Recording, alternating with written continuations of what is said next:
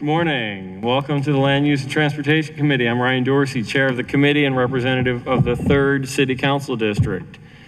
Today, the committee will hear two bills, 250064 zoning bulk and yard requirements amendments and 250065 zoning eliminating off-street parking requirements, though in the reverse order of those two.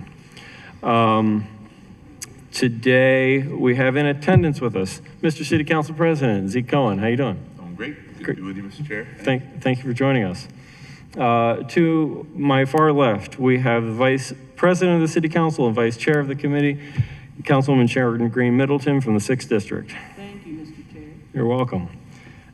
We have, to my immediate left, Councilman Zach Blanchard from the 11th District. Thank you, Mr. Chair. To my far right, Councilman Mark Parker from the 1st District. To his left, Councilman Paris Gray from the 8th District. To his left, Councilwoman Felicia Porter from the 10th District. And to the right of our council president here, our committee staff member, Mr. Tony Levitt. How you doing today, Tony? Very well, sir. Thank you. Good. Glad to have you as always. We have representatives from various city agencies, the mayor's office, and we have some folks here to testify from the public. Good morning, everybody. Thank you for being here with us. We also have some members of a panel that are going to help the sponsor of the first bill that we're going to hear to give an initial presentation. So just make sure that we have a little run of show, and then I'm going to hand it over to the council president here for a second. We're going to hear Council Bill 250065 regarding off-street parking requirements. We will have a little panel presentation from the sponsor and some guests, and then we will have committee questions for the panel as a whole. Then we will, including the sponsor, and then we will have agency reports, and after our panelists are finished, you can get up from this area here. We have agency reports after that, and we'll have committee questions with the agency reports. Then we'll go to public testimony first for those in person, and then for those online. If you are online, there should be a link in the chat for you to fill out a form if you would like to testify. So if you are online and you wish to testify today, we need you to go to the link that is in the chat and fill out that form. And I will mention this a couple of other times as we proceed because people may come online, in the time to come and not see that link right away. And so I'll bring it to folks' attention again as we proceed, a couple more times probably. And if you want to testify online, please do fill out that form. With that, I'm going to hand it over to our council president. Thank you, Mr. Chair. Good morning. Thank you to Vice President and Chair Middleton, members of the committee and agency staff. Good morning to the public, the folks who've come to testify and participate in your democracy this morning. I am grateful to Council Members Blanchard and Gray for sponsoring these important bills and initiating the discussion we will hold today. I'm also grateful to Chair Dorsey for his leadership on these issues, and I'm grateful to all of my colleagues for the thoughtful, deliberative way that we have been engaging this legislation.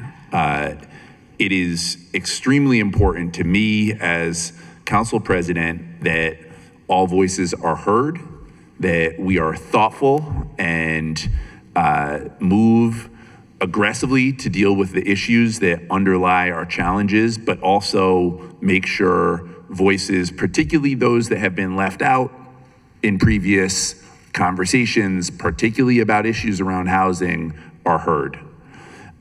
So again, appreciate everybody for showing up and participating today.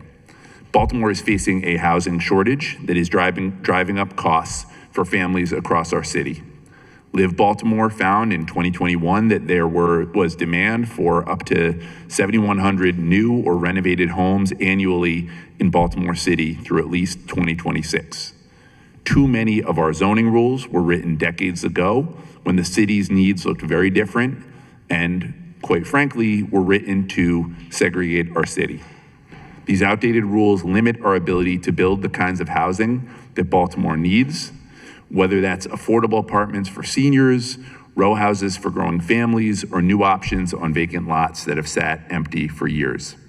I look forward to a robust discussion on both of these bills, and I trust in this committee and body to take our obligation to our residents very seriously. Thank you, Mr. Chair, and again, thank you to everyone who has shown up today and for all the conversations that have been happening in community and around our city about this work. Thank you, Mr. President. As the president said, I think there's already been a lot of thoughtful engagement around these bills and the subjects. And so just before we begin, and I'll invite the sponsor to come up to the podium to present to the committee, these bills were introduced on May 12th of this year, so tomorrow makes 4 months since introduction. I think there's already been a fairly robust amount of dialogue. I think that you can see that also, the level of awareness in the volume of public testimony that has already been submitted to the committee in writing. And I'm sure my colleagues can attest to the number of conversations and the amount of time that they've spent in a conversation with constituents, both for and against things in these 4 months since introduction. So without further ado, I'm going to turn it over to Councilman Blanchard, who's going to initially present the bill, and then he's going to pass it off to, I guess, the first of his panelists who are here today. We have 5 panelists. We've asked them to speak for maybe 3 minutes or so each. Thank you, Councilman Blanchard. Good morning. Thank you, Mr. Chair, Madam Vice Chair, Mr. President, thank you for coming, members of the committee. When my wife and I bought our house next to Cross Street Market 6 years ago, we bought it for $230,000. The same house today is over $300,000. There's nothing unique to the house. It is a Baltimore City challenge. It is, of course, a statewide and a nationwide challenge that home ownership is quickly becoming unattainable for too many of our citizens. Similarly, the price of rent has gone up exponentially even over the last 5 years. Between 2020 and 2025, the average rent in the city of Baltimore has gone up $250 a month. That's $3,000 a year that our renters are having to pay on top of the cost of gas, on top of the cost of electricity and food and medical expenses and everything else in this economy. Interesting timing today. We actually had an article in the Baltimore Banner, top article in the Banner today. Rent is guzzling Baltimore paychecks. The poorest feel it the most. I think it speaks volumes for what renters in this city are having to go through. And when you can't afford to own a home and you can't afford to rent a home, you are obviously at a very real risk of becoming homeless. And that is exactly what we've seen, where the homeless population in the city has increased by 50% from 2021 to 2025. 50% more Baltimoreans are homeless today than they were 4 years ago. And it is no coincidence that that closely ties with the rapid increase in the price of rent. And yet somehow, despite the cost of housing becoming unaffordable, we have a vacant housing crisis, which I know I do not need to belabor to the members of this committee. Today, about 12,400 vacant buildings in the city, 22,000 vacant lots, and the devastating impact that they have on our neighborhoods and on the city as a whole is something that all of us know too well. On top of the vacancy crisis, we have consistent population decline over the last 8.5 decades. In 1950, we were close to 1 million Baltimoreans. Today, we're much closer to 500,000 Baltimoreans. And for all the bad things that happen when you have such a large population decline, a very important one is you saddle the expenses of funding the city on an ever shrinking base of residents. So the property tax rate that we have today, which as we know is uncompetitive with surrounding jurisdictions is something we are stuck with as the city's population, with a few happy exceptions like last year, continues to dwindle. So what if I told the committee members that I had some legislation that could effectively address all of these issues at no cost to Baltimore city government? Of course, the initial response would be, no, you don't. That's impossible. You must be a charlatan. We would have done that already if that was the case. But that is exactly what the Housing Options and Opportunities Package does. In this bill, 25065, the Spaces for People Act, plays an integral role in enabling that.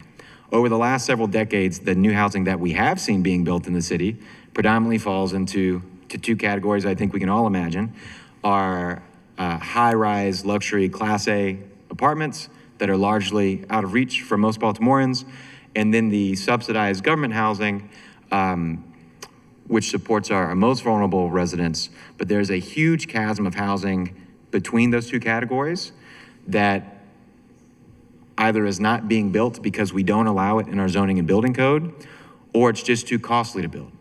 That's exactly the impact that parking minimum mandates are having and driving up.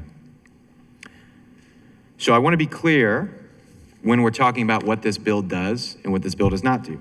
So if the committee members will look, I had a handout, the Spaces for People Act, and on the back end, on the other side of the handout, it lists where parking mandates are already exempt in the city, as well as the key areas where we would actually see exemptions put in place, which are not already in place today.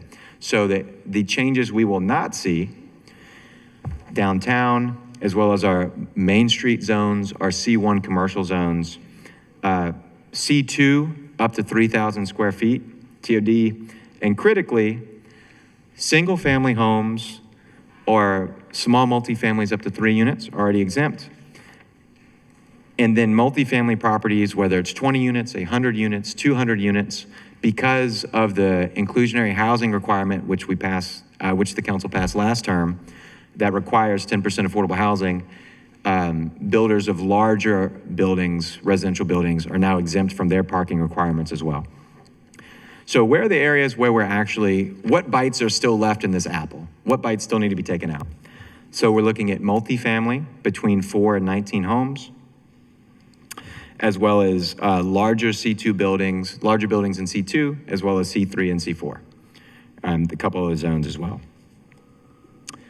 So, and the other thing is this bill is not banning parking.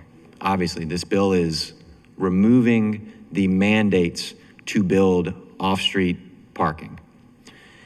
Of similar cities that have implemented this common sense reform, from Buffalo to Birmingham, blue-collar cities with transit systems worse than our own, we typically see about 80% of the parking that would have been required to be built is still getting built anyway, because obviously plenty of people do want off-street parking for their cars, and we're good with that.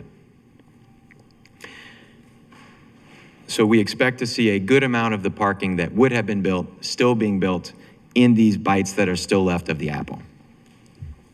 So this package, the whole purpose of it is to allow Baltimoreans to live in the neighborhoods they want to live in at the prices they can afford. This bill plays an integral part, which, as we can see from the support that the package has had, we have endorsers from the Baltimore Regional Housing Partnership, whose job is to deconcentrate voucher recipients in disinvested neighborhoods and make sure that our voucher recipients are able to live all over the city and indeed all over the Baltimore region. They're in support of this package.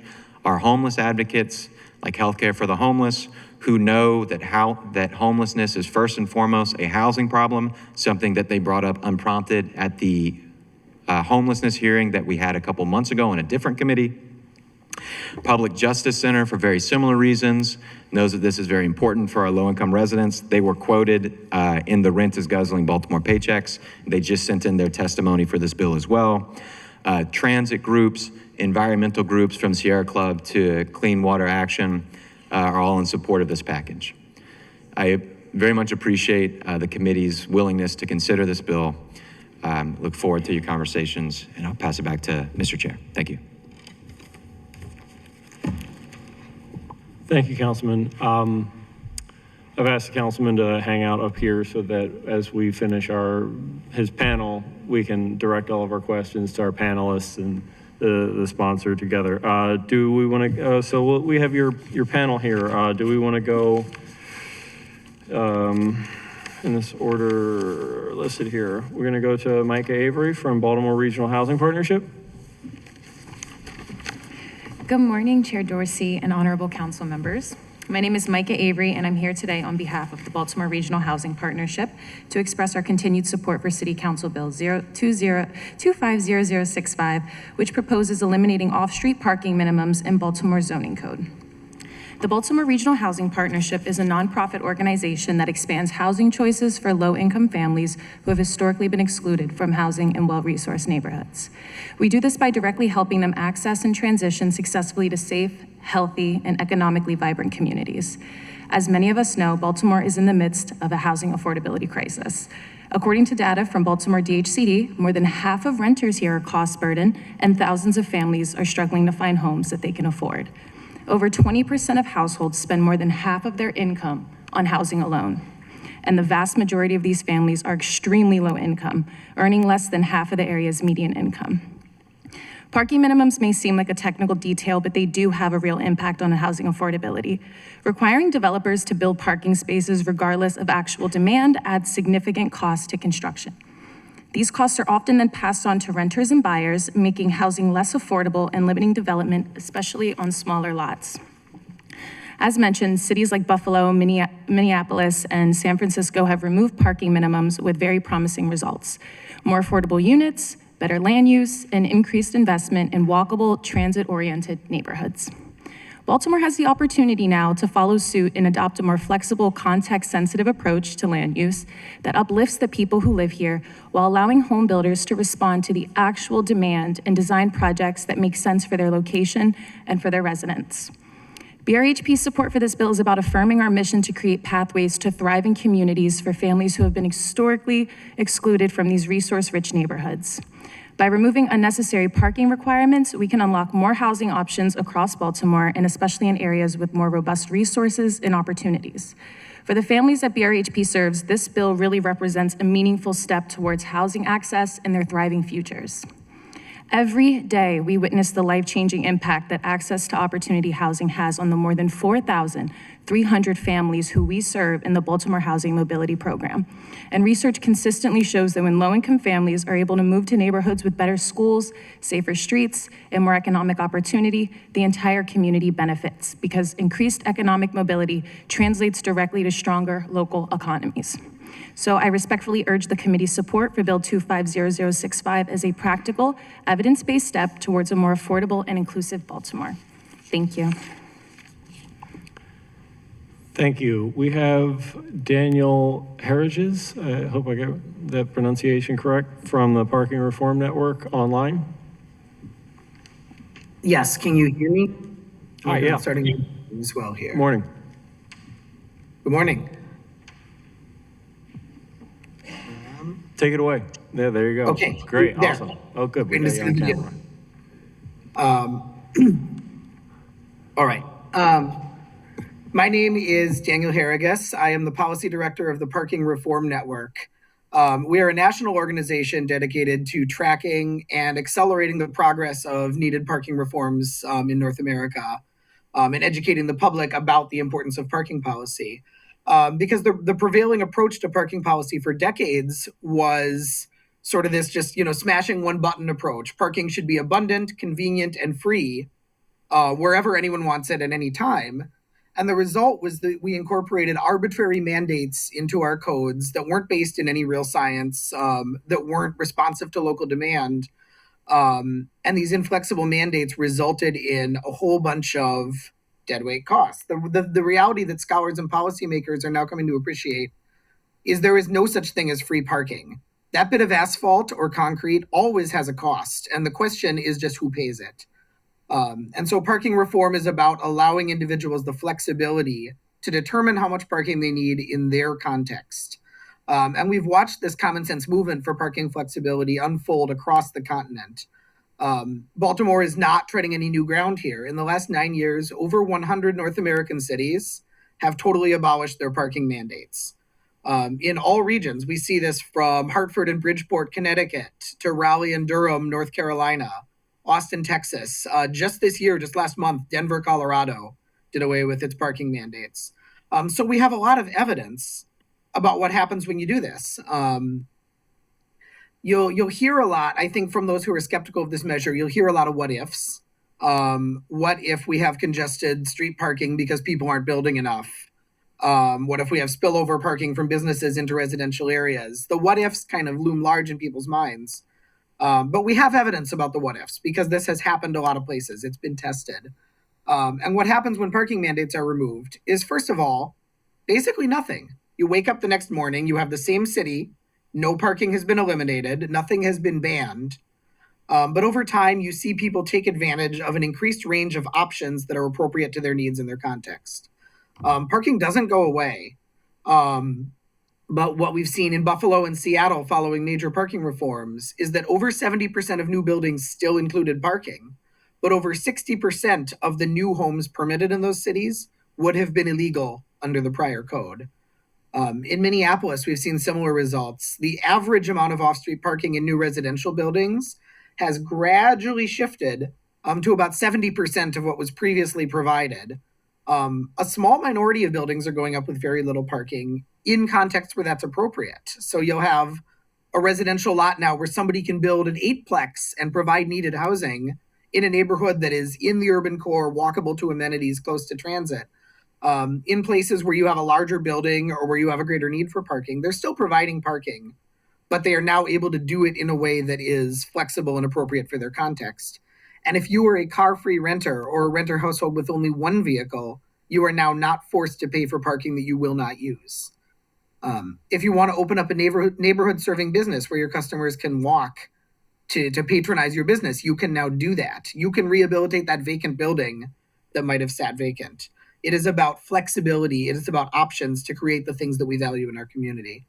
And for those contexts where on-street parking is a contested, scarce resource, where we're worried about spillover, we're worried about congestion at the curb, Baltimore already has all of the tools to ensure that your neighbors who need parking can access that resource. You can use permits, you can use pricing, you can use time limits, you can proactively manage the public realm. That is the city's job, to manage that public realm. But if you're worried about Baltimoreans having access to parking when they need it for those who need a vehicle, the worst, most blunt force way to go about that is to have parking mandates, which are effectively a sweeping arbitrary tax on new development, small businesses, childcare facilities, senior care, anything that you might want in your community where parking imposes a cost on the ability to provide that thing. Thank you. Thank you, Daniel. Will Holman from OpenWorks. Good morning, members of the committee, council president, council chair. Thank you so much for having me this morning. My name is Will Holman. I am the CEO of a nonprofit network of maker spaces called OpenWorks. We built our first facility on Greenmount Avenue 9 years ago this month, opening 9 years ago this month. I am here to express my support for the Spaces for People Act. I represent a little bit of an outlier in the testimony today, as our facility is zoned light industrial and the impacts of parking minimums do not affect housing costs in our case. However, parking minimums raise the cost of building OpenWorks, which was funded 80% with public dollars, in 4 different ways. Number 1, it is an adaptive reuse project. There was literally no more land to build parking on than was what already was provided. Second, should we have met the parking minimum, it would have been more land, asphalt, light poles, a larger stormwater management area, etc. Third, in order to get a zoning variance to get under the parking minimums, it required a great deal of time that cost the development project additional money. Community meetings, currying community support, going to zoning hearings, getting the exemption. And then fourth, the larger parking puts an ongoing maintenance and cost burden on our nonprofit in terms of additional striping, salting, plowing, and so forth. Antiquated code does not recognize new building types like open works. As a makerspace, we support industrial access to tools and co-working space. So our parking minimum was calculated on the maximum occupancy of the building and sort of assumed that 300 people would be in the building at any one time, and they would all come in their own vehicle. 300 people is about the size of our membership. 300 people are never there at exactly the same time. They come by bike, by scooter, by foot, by bus. Some come by car. But for the most part, parking minimums, us being under the parking minimum has affected the operation of our facility in absolutely no meaningful way over the last 9 years. We are currently in the midst of a capital campaign to build a second facility on the west side of Baltimore adjacent to Coppin State University. In partnership with the university, we plan to break ground about 1 year from now, and we are facing additional challenges with the parking minimums there. We have received a quote for the first phase of site work at just under $1 million to accommodate parking and site clearance, which is roughly 6% of our entire construction budget. $1 million is roughly the amount of money we will spend on tools, which is our ostensible purpose, right? Now, we will have some parking, of course. We have theoretically enough land to accommodate that parking, but since the majority of our site is fill, the geotech survey came back and said that building this parking will be very expensive. We have to stabilize the ground, expand the stormwater management, and undertake other expensive steps to accommodate. So I respectfully ask the committee to advance this bill and vote for it once it reaches the full city council. Thank you. Thank you, Will. Kevin Lindemood from Healthcare for the Homeless. Thank you, Mr. Chair, Madam Vice Chair, Mr. President, members of the committee. I'm Kevin Lindemood, the President and CEO of Healthcare for the Homeless and the President of our subsidiary organization, housing developer HCH Real Estate Company. We have ensured access to comprehensive health services for the last 40 years. We have helped to support vulnerable people in housing and off the streets for the last 25, recognizing, as the Councilman Blanchard so eloquently put it, homelessness is fundamentally a housing problem, and we have been developing housing for the last 6 years. Our first development in partnership with Episcopal Housing was a 70-unit development in the Oliver community. We are about to break ground on 42 apartments at our old clinic on Park Avenue later this year, and are about to hear this week on a low-income housing tax credit application for the hotels that are along the Fallsway that we've talked about before this body on many previous occurrences. Housing is healthcare. A study by the Government Accountability Office found that for every $100 increase in median rent, homelessness goes up by 9%. It's a clear connection between housing costs and homelessness. We are strongly in support of the housing options and opportunity package because it addresses a range of inequities that has made it harder to build housing for everybody. Ending homelessness is not just about building housing for those experiencing it. It's also about ensuring that all Baltimoreans have access to housing so that they do not experience homelessness. And as the Baltimore Banner pointed out this morning, more and more Baltimoreans are struggling with the cost of rent and are at extreme risk of homelessness if they can't afford a place to stay. Specifically, the Spaces for People Act will give us as a developer far more flexibility. We're already working with communities in every area that we're looking at developing housing to ensure that we are meeting their needs for parking and a range of other factors. We are already looking at access to transportation, at the income levels of the people that we're building housing for, who likely are not going to have cars. But eliminating these arbitrary requirements gives us far more flexibility to build housing in a range of locations. Specifically, we are looking at infill housing. How can we look at, you referenced at the start of this hearing, the extreme rate of vacant housing in Baltimore. If we can look at doing some infill projects in order to increase access to housing, these arbitrary parking requirements require that we pave the backyards and not have open spaces for people and children to play on. It requires that we have spaces in between projects that we're developing in order to build off-street parking. But if we do not have to consider these factors, we believe we will have far more flexibility to increase access to housing for all income levels and thereby prevent and end homelessness for more people in our community. So we strongly support the Housing Options and Opportunities Package, and we urge the passage of the Spaces for People Act. And thank you for the opportunity to testify. Thank you, Kevin. Emily Ransom from Clean Water Action. Good morning. I'm Emily Ranson with Clean Water Action.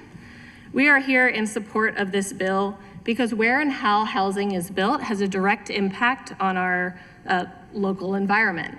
Specifically in Baltimore and the Baltimore region, one of the things that we always like to bring up is the fact that we drink surface water. So this means that all of the water that we are drinking is running across either forests or somebody's yard. So when we are increasing development pressure in that watershed, we are making our water that we are drinking more polluted, and we are making it more expensive to treat. And so a bill like this that decreases and eliminates parking minimums within the city encourages that very important redevelopment and infill development. Within the city, we are also very interested in preventing unnecessary impervious surface. Impervious surface, of course, just allows water to immediately run off and overwhelm our stormwater infrastructure, as well as our streams and, of course, the Inner Harbor and ultimately the Chesapeake Bay. It also exacerbates heat island effect. And so for these reasons, we are very in favor of lifting requirements that make it more difficult to build the types of diverse housing units that the city needs. So thank you, and we urge a passage of this bill. Thank you, Emily. Thank you to this panel for, I think, a diverse, robust kind of range of perspective on the benefits of this bill. I have a kind of a quick question and thought, and then I'll go to other committee members for questions for the sponsor and panel. I know that when I first, one of the things that first raised my awareness about the relationship between off-street parking and cost of living in general was when somebody said to me, you know, when a grocery store is forced to, or just does, basically build a parking lot that's intended to suit the volume of cars that come 2 days before Thanksgiving and probably not any other day of the year, even the people who live directly across the street from that grocery store, and walk across the street with their like two-wheeled cart and take home 2 bags of groceries maybe twice a week. The people who walk there carry 2 bags across the street home, you know, make an outing of walking across the street or 1 block down the street with their kids to go to the grocery store. Even those people who never, ever once in their life park a car in that parking lot. Even more so, the people who couldn't afford to own a car in the first place, even those people pay for the cost of that parking lot to exist and be maintained and pay taxes on when they pay for their groceries. The parking lot itself does not come for free. It's rolled into the cost of everything that we pay for to feed ourselves and our family. And that relationship of cost recovery really opened my eyes to the impacts of the real costs of parking. There is no such thing as free parking. There's no free lunch, right? And so I wonder, Mr. Sponsor, do you want to say anything about the actual costs to build, say, a parking space and what that looks like? Yeah, absolutely, Mr. Chair. So we've done a good amount of work in trying to figure out what that cost actually ends up looking like. And because of the rapidly rising cost of construction materials and everything over the last 5-6 years, that number is pretty fluid. It also depends on if it's surface level or if it's garage parking or underground, right? So there's a good amount of variation there. But probably looking at anywhere from $25,000 to $35,000 for a parking space in the city of Baltimore.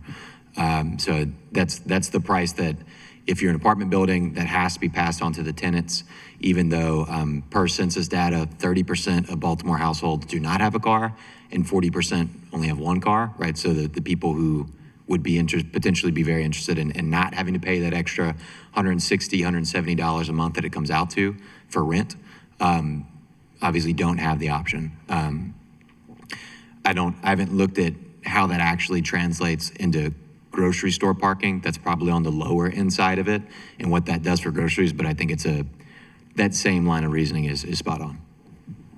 Yeah, and I think it's worth also noting that like parking comes in, off-street parking comes essentially in 3 varieties: surface, above ground, and below ground. And the below ground is the most expensive to build. You got to go down, and you do that when you don't want to also have to increase the height of your building.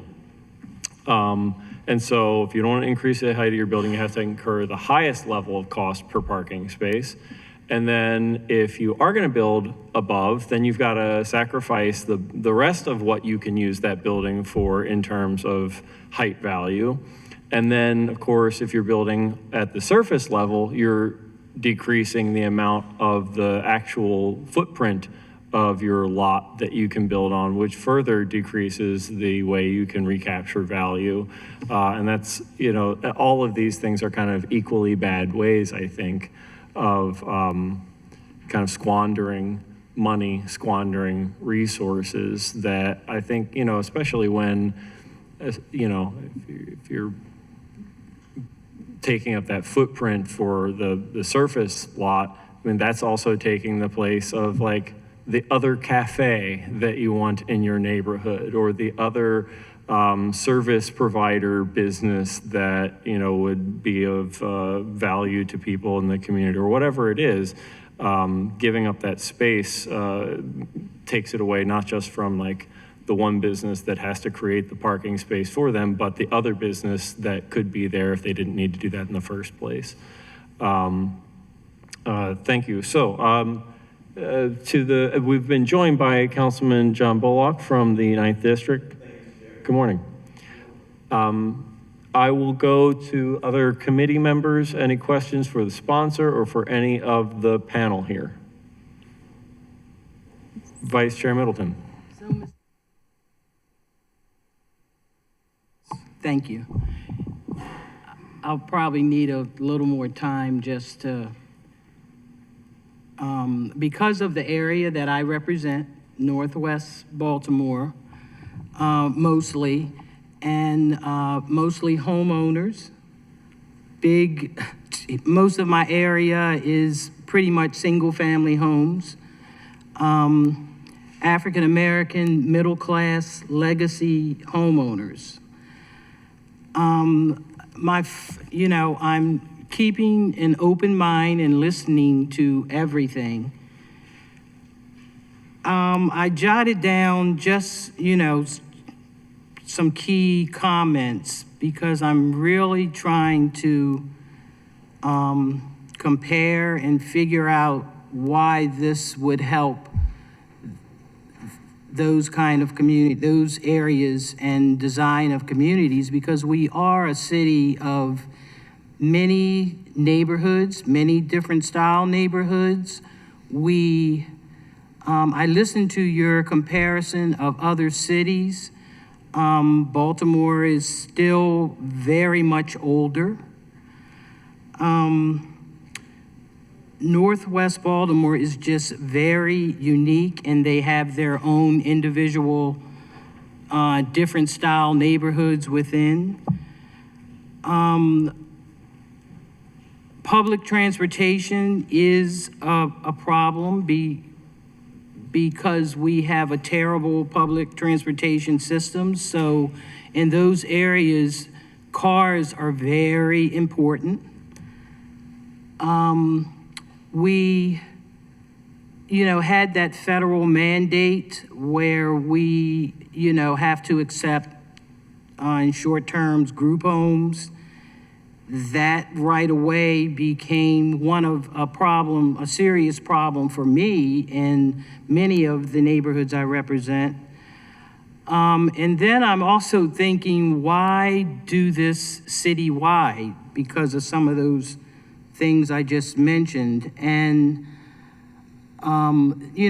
these are legacy homeowners that have properties and the surroundings of just hardworking people. And it's just very difficult to see how this is going to affect those communities. And again, why citywide? Because a lot of what I've been hearing has been concentrated downtown or just kind of outside of the downtown area, and the areas I represent are still a little further away. So I'd just like you to comment on some of those key things that I mentioned. Very supportive of,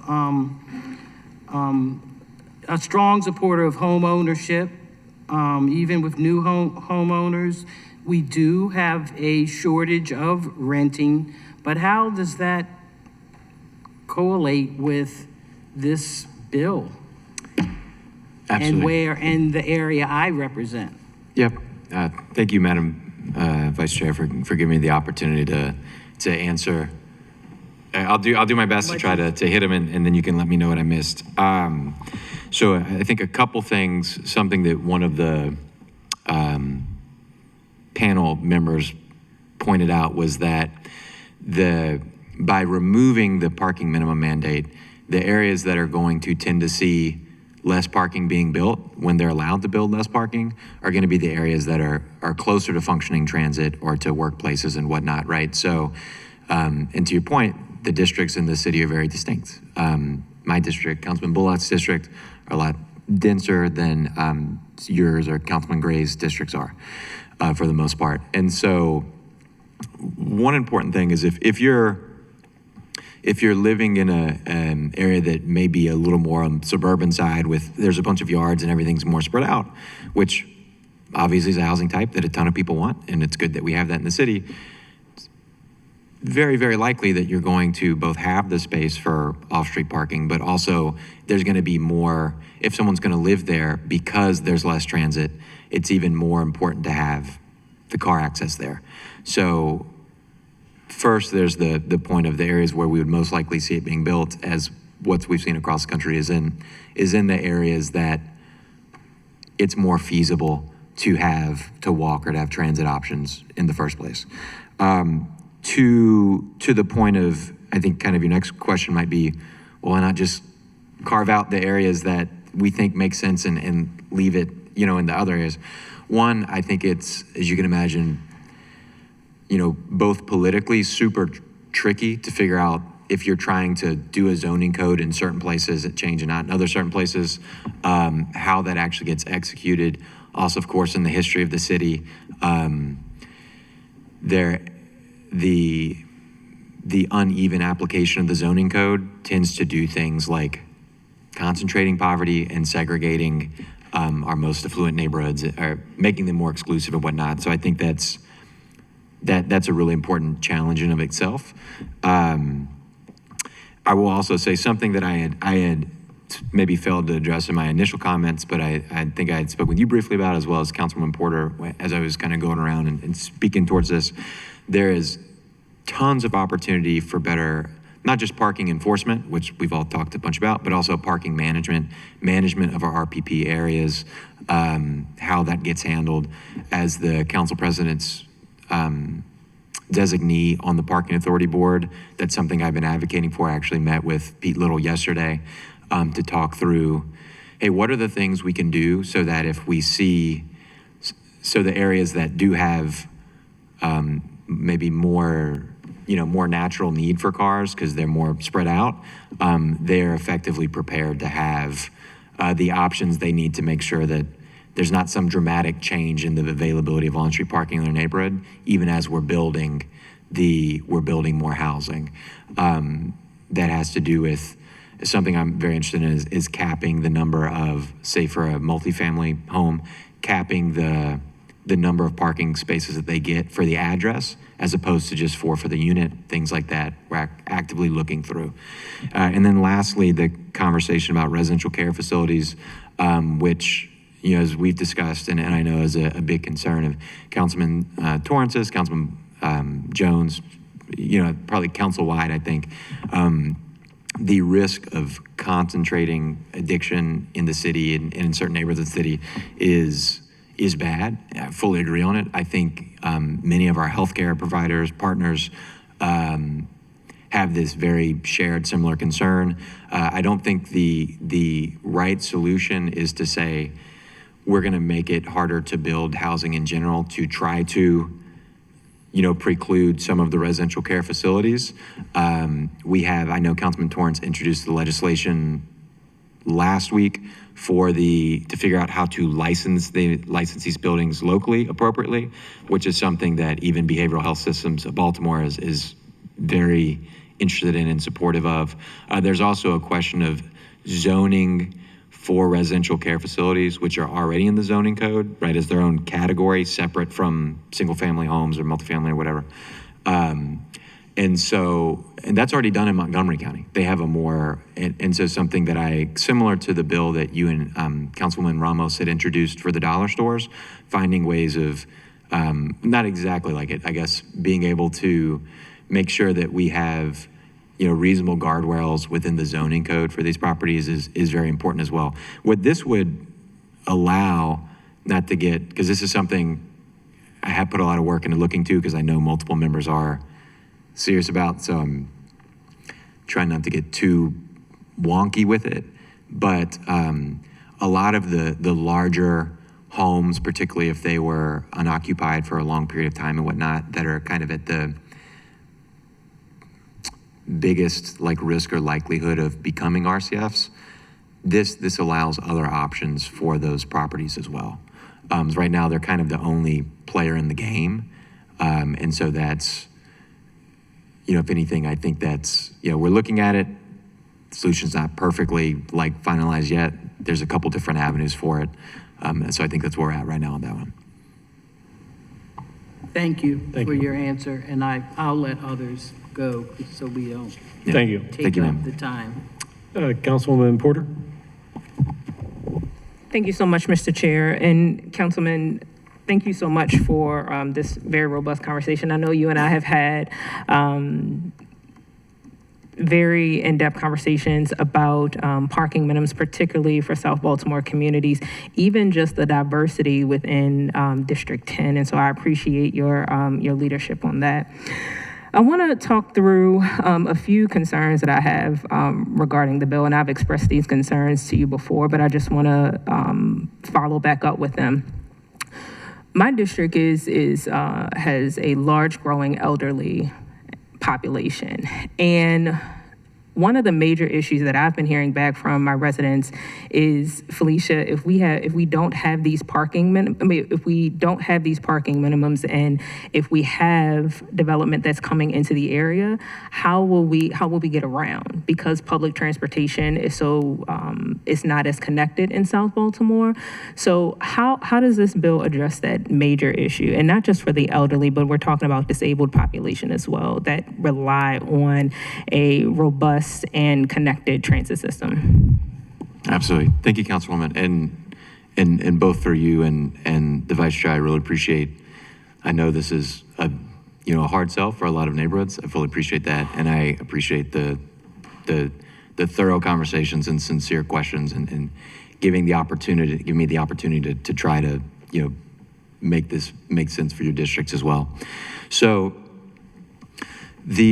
one, I think it's important to point off to begin with that your elderly population, many of them don't drive. They're one of our larger portions of residents that don't drive. This is something that the ARP has been supportive of this type of legislation nationwide because it creates the opportunities for housing that is both more affordable and generally not just because it's in smaller homes, but also in like the new senior building up in Park Heights that was just opened up had to get a variance of I think over 50%, right, to create that. So it creates more housing for seniors as a whole, right, and for disabled folks and whatnot. So that's a really important role here. I think specifically with if you have an ADA pass, right, and you're disabled, you can always get through the parking authority. You can get the reserved space in front of your house, and this bill does nothing to change that. So someone who, because they are limited mobility, need to be able to park very close to their house, that's already in place. It will continue to be in place, and I don't. That's a good program. It's something I've talked to Mr. Little of the Parking Authority about.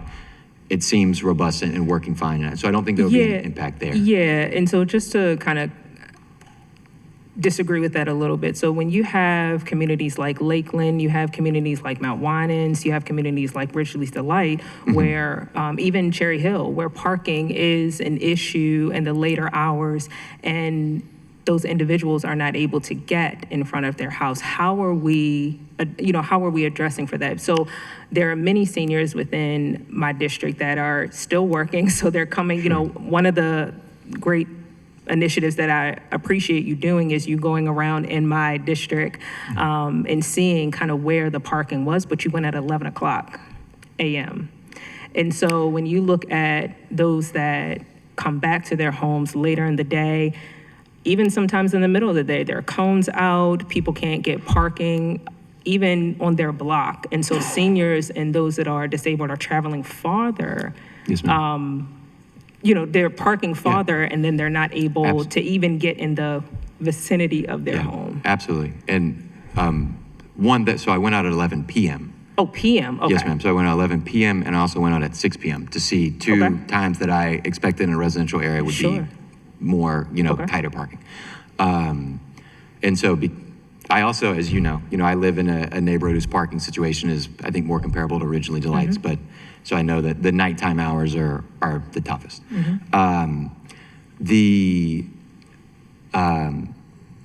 we're talking about seniors specifically, not disabled we're talking as well. about, it's seniors, those that are disabled, and just congested parking in general. So, and so just to clarify everyone, the ADA parking access is right in front of the house and it gets reserved. So for someone in that situation, which is not most folks, but that's just to clarify on that one. So you mentioned Lakeland and Ridgely's, two different situations because Ridgely's has an RPP and Lakeland does not. And so on the, I listed on here, and this is very much in draft mode, but I do have, having spoke to so many constituents and community associations and whatnot about the housing package as a whole and the parking situation specifically, the parking bill specifically, this is my idea of, hey, how can we move this forward and create the housing that we need, but still address these very real concerns? Obviously, the parking access being one of them. And so the point number 2 on that piece of paper is parking enforcement and management. This goes back to the conversation I was having with Mr. Little yesterday. And so if you have an RPP, which Ridgely's does, right? There are things we, I think, need to look at, as in lowering the cap on a multifamily home, right? Having not 4 parking passes per unit cap, right? But capping that at the residential address. So it's more straightforward in an RPP area. In an area that does not have an RPP, but is residential, obviously they could get an RPP district. If they decide for whatever reason to not go that route, it's neighborhood specific for the context. So I think kind of talking for Lakeland specifically, just by the nature, the only way you will end up with more cars is if you have more people, and you would need to build more housing to have it, right? And in Lakeland, because it's R6, it's R6 zoned, and there's smaller lots and smaller homes on smaller lots. It's very similar to Heritage Crossing in my district. That's correct. And so what I anticipate in both those cases, we're actually going to see from the entire package, not a lot of impact just because of the types of homes, the types of lots, the type of parcels. So it's kind of like every neighborhood is going to be different in how that question gets answered. But I do think in Lakeland's specific case, I don't anticipate much of an impact. Okay, and you actually kind of dovetailed into my second question. Each of these neighborhoods have very specific characteristics. Having this large, broad swath of eliminating parking minimums across the city, how are you going to account for those neighborhood-specific issues that are happening, such as congested parking, such as you have more elders and legacy residents in those neighborhoods versus District 11? How are you taking into account the neighborhood-specific aspect to this proposal? And would just like to note that I do have, District 11 is also a very diverse set of neighborhoods too. Yes. But I know what you're getting. I was pointing out to reporters that my district is more than Federal Hill, which sometimes I think people forget about. Yes.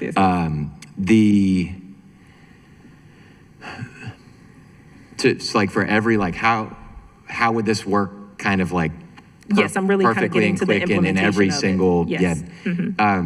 I think at the end of the day, and just to be frank and trying to be honest about this, with the whole housing package, there does end up, there's a lot of things we can do to mitigate it, and I hope I've, given the impression that I'm very serious about helping with that, neighborhood specifically and citywide.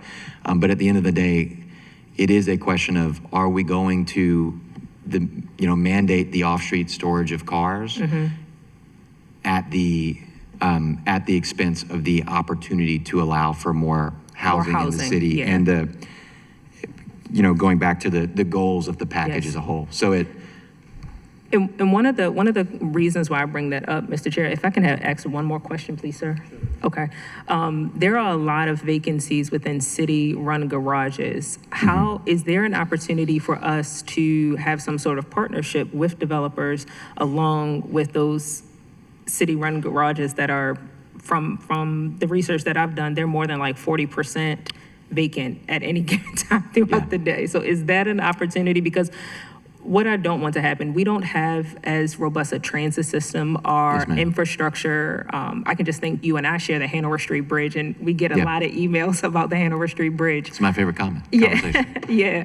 Even the Baltimore Peninsula area where that West McComas area, there are so many places throughout the city that are currently not being used efficiently. And so is there an opportunity for us to marry the issue of taking away parking minimums, but also providing some sort of partnership with these city garages that are not fully being used effectively? Yeah, thank you for the question. I'll, I think, briefly point out that the fact that so many of the parking garages are really underutilized. And because I'm a big nerd about this, I used to walk around parking garages and count. So I think your suspicion there is spot on. And that's a lot of times, if it's tied to an apartment building or whatever, that was because they had to build it because of the mandate, right? But to your point of, hey, can we marry these things up? Specifically for, something I'd be very interested to explore with the specific case of city-owned garages. I know because there was they were tied to the bonds for NIF, and so there's limits on how that can be used, but happy to explore it. I think they have some flexibility in the parking garages where they know they have consistent vacancy and whatnot, and I would love to help coordinate that. Yes, ma'am, thank you. Other members? Bullock? Parker? Gray? Councilman Middleton, you had a comment about a bill relating to as parking far as garages. garages, I just wanted to make the comment that I do have a bill that's coming in about city garages and all. Part of the problem is where those city garages are, it's a mix of city-owned, deceased-owned, and so on. So we're gonna have that detailed conversation about garages soon. So just to clarify, so I know that the VP's bill is about like the one car garages typically on the back of people's alleys and whatnot. Yes. And I think you were talking about the parking garage, like the multi-story, yeah. Oh, So, gotcha. But I mean, certainly an interesting opportunity there that I hadn't thought about, and yes. there would be more flexibility there than with the large ones probably. So, looking forward to having the conversation. Thank you, ladies. Uh-huh. All right, great. That concludes our opening panel and committee discussion here at this point. Thank you to our panelists. Thank you, Councilman, for presenting the bill here. We will go to public testimony. Yeah. What's that? Oh, agency reports. Sorry, agency reports are next. Thanks, Tony. Look, I got good staff here, keeping me on track.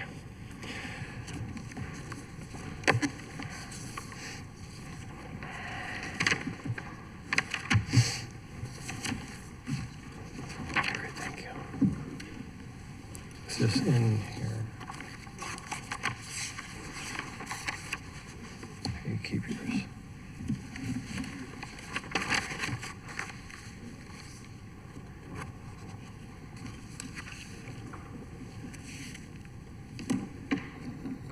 Great.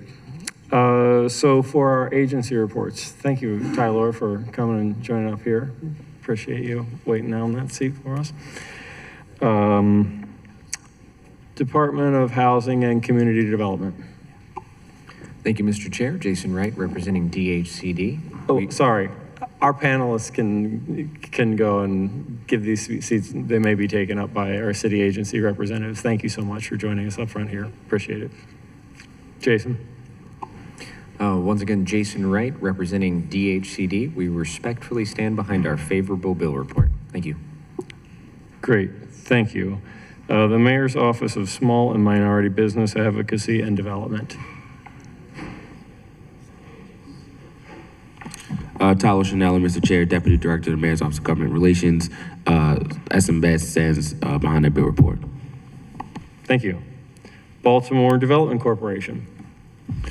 Thank you, Mr. Chair, members of the committee. Tom Welly on behalf of BDC. We stand by our favorable report, and I'd just like to add a comment. Within our bill report, we actually cited a real-world example of these parking restrictions having a deleterious effect on development. While we were writing it, there was an article in The Sun about MCB Real Estate's Reservoir Square development on West North Avenue and Park Avenue, where they had planned a mixed-use development there with ground floor retail, and the retail portion of that project has now been removed in large part due to the cost of constructing off-street parking on that site, which was triggered by where it was located and the density of the project. So were it not for these restrictions, those neighborhood amenities would still be part of that project. And I think this is a good way to sort of get, to get that hurdle out of the way in terms of a more comprehensive development environment throughout the city.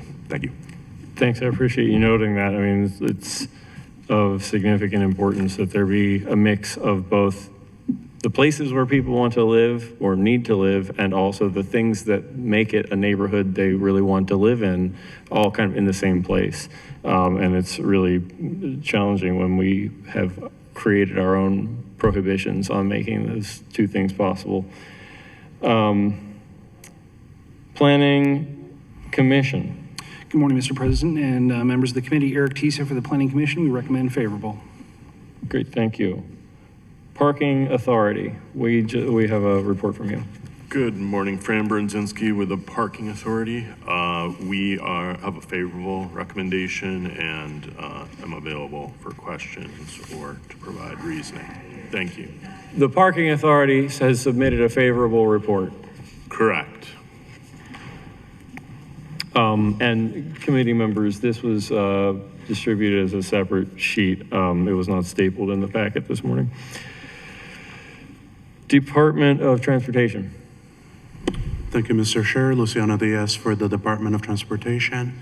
We stand by our favorable bill report. And if I may add, we heard a lot of comments about the quality of our public transit system. One of the things we find as the agency is the lack of density in Baltimore City contributes to the quality of the transit system. There isn't enough ridership to support some necessary improvements, and by removing parking minimums, something that we expect is additional density that will then support an improved transit system. Thank you, Luciano. Department of Finance. Thank you, Mr. Chair. Pedro Ponte, Assistant Budget Director. We stand by the report. We defer our position to the Parking Authority. Great. Defer your position to the Parking Authority. In favor. Great, thank you. And the Department of Law. Thank you, Mr. Chair. Michelle Toth on behalf of the City Solicitor, and we approve the bill for form and legal sufficiency. Great. Were there any technical amendments or anything like that? I don't recall anything. I noted on page 4, I believe, and renumbered 16202, the entire section refers to both bicycle parking and loading parking, except for B2, which only refers, I believe, to loading parking. Okay. Okay. Thank you. Committee members, do we have any questions for our agency representatives or about their reports? Yeah, Mr. President. Thank you. Very much looking forward to getting a public testimony. So I'm going to be quick, and this will actually be for the bill sponsor. Want to just acknowledge and appreciate the concerns raised by both the Vice President and Councilmember Porter about our city's challenges with public transportation, and to acknowledge that we have the MTA Roadshow coming up very soon, and we have in the past year done an excellent job advocating for more investment with the mayor's team, with our delegation. It is a real area of growth for our city, but appreciated your DOT's report on how if we want to have more density and make more investment in public transportation, there are challenges with also investing in parking. But I do sincerely appreciate the concern, as I've heard it a lot in neighborhoods. My quick question for the bill sponsor is, and you did this already in your initial presentation, but I want you to just share again what this bill does and what it does not do, because I think that when folks hear about parking going away, and we know it is really important in many of our communities, and again, to the points made, every neighborhood in Baltimore is really different. I was hoping that you could just share what this bill does, what it doesn't do, and sort of the scope of impact that we're going to see because I think there's a lot of conversation in the public. I just want to make sure we are staying grounded in this actual bill and its actual impact. Yeah, absolutely. Thank you, Mr. President. So the analogy I used in my speech was the bites of the apple, right? The apple being minimum parking requirements. So the exemptions that we already have in place today, meaning that this bill has no impact, they already exist. If you are going to build a single-family home in Baltimore City, you're already exempt from requiring off-street parking. If you're going to build a 2-unit or a 3-unit building, you are already exempt from requiring off-street parking. 20 units or more of residential, because of the inclusionary housing requirement, the 10% affordable requirement, which the council passed last term, and I think is excellent. Because of that requirement, you then become exempt. So of requiring any off-street parking. So a 100-unit apartment building, a 200-unit apartment building, whatever, there's no, because of that inclusionary housing requirement, they're already exempt from their minimum parking requirement. There's no minimum parking there. When you get into your residential, what is actually going to be exempt and is not already exempt is 4 units to 19 units. So very important from Healthcare for the Homeless, talked about infill development and whatnot and certain opportunities, but obviously it's not a super common type of housing stock. So on the commercial side, C1, so your Main Street commercial districts, basically if you have a Main Street in your neighborhood, it's most likely all or almost all C1. So that is already exempt and has been for a long time, 15, 20 years or something. C5, the biggest commercial, is already exempt. And then C2, which is the next step up from neighborhood, from your main streets, if you have 3,000 square feet or less, that's already exempt. So you're looking at your bigger C2 properties, as well as C3 and C4 would also be, would gain the exemption, which they do not currently already have. And then lastly, the office residential zones and industrial zones do have, they're less common zones for most residential areas. You don't see a lot of it, but they do have, they have requirements that would be exempted. So thank you, Mr. President. Thank you, Councilman. Just want to make sure very clear on exactly what already is exempted, what is not, and what this bill would do. So appreciate that explanation. Thank you, Mr. Chair. Thanks. We have a couple other committee questions. I'll just also note, in the bill package here, it notes some of what's in the bill packet that we have for the bill. It notes some of the numbers that are used to quantify or determine how many spaces are necessary on a given property. It reminds me, the kind of the leading policy expert on this passed earlier this year, a guy named Donald Shoup, who was at UCLA, wrote a book called The High Cost of Free Parking. And there's this really wonderful brief quote from him.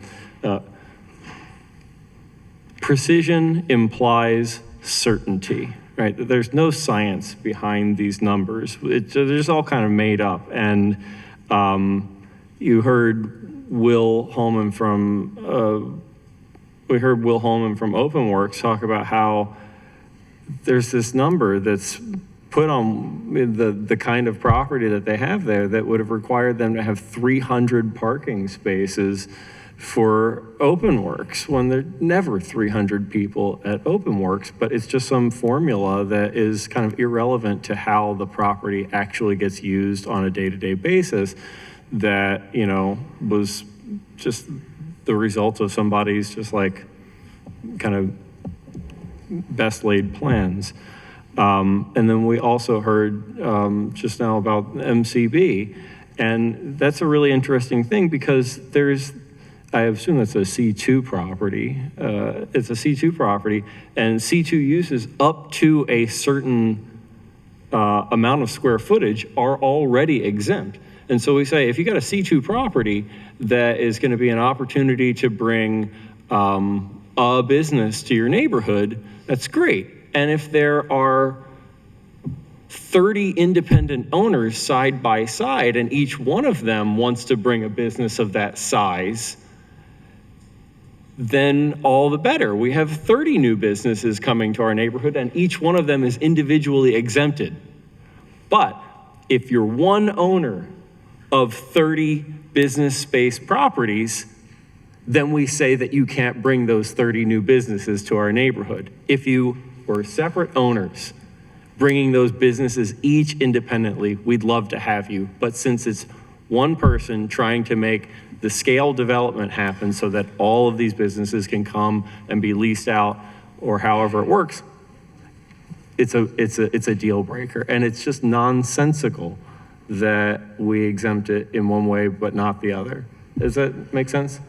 It does. Thank you, Mr. Chair. And, I'd like to add that development is going to be anchored by a streets market, which is going to be great, obviously, for the neighborhood, but the parking requirements for the broader development itself were dramatically increased just because of some of this ground floor retail, which, really would not require parking. It would be a very hyper-local amenity like dry cleaning or a juice bar, cafe, something like that, which wouldn't necessarily require the type of additional parking that you would see from a larger retailer. So I think that that's, a pretty good point. And your earlier point about the arbitrary nature of these requirements starting out with, while we were looking through the parking requirements, there are certain things with absolutely, I think your quote about precision requires certainty, not a lot of certainty here. It implies certainty. The code looks like it has some sort of precision to it, but it's just like all smoke and mirrors. So we were looking at some of the requirements. The parking requirement determination for a golf course is by hole.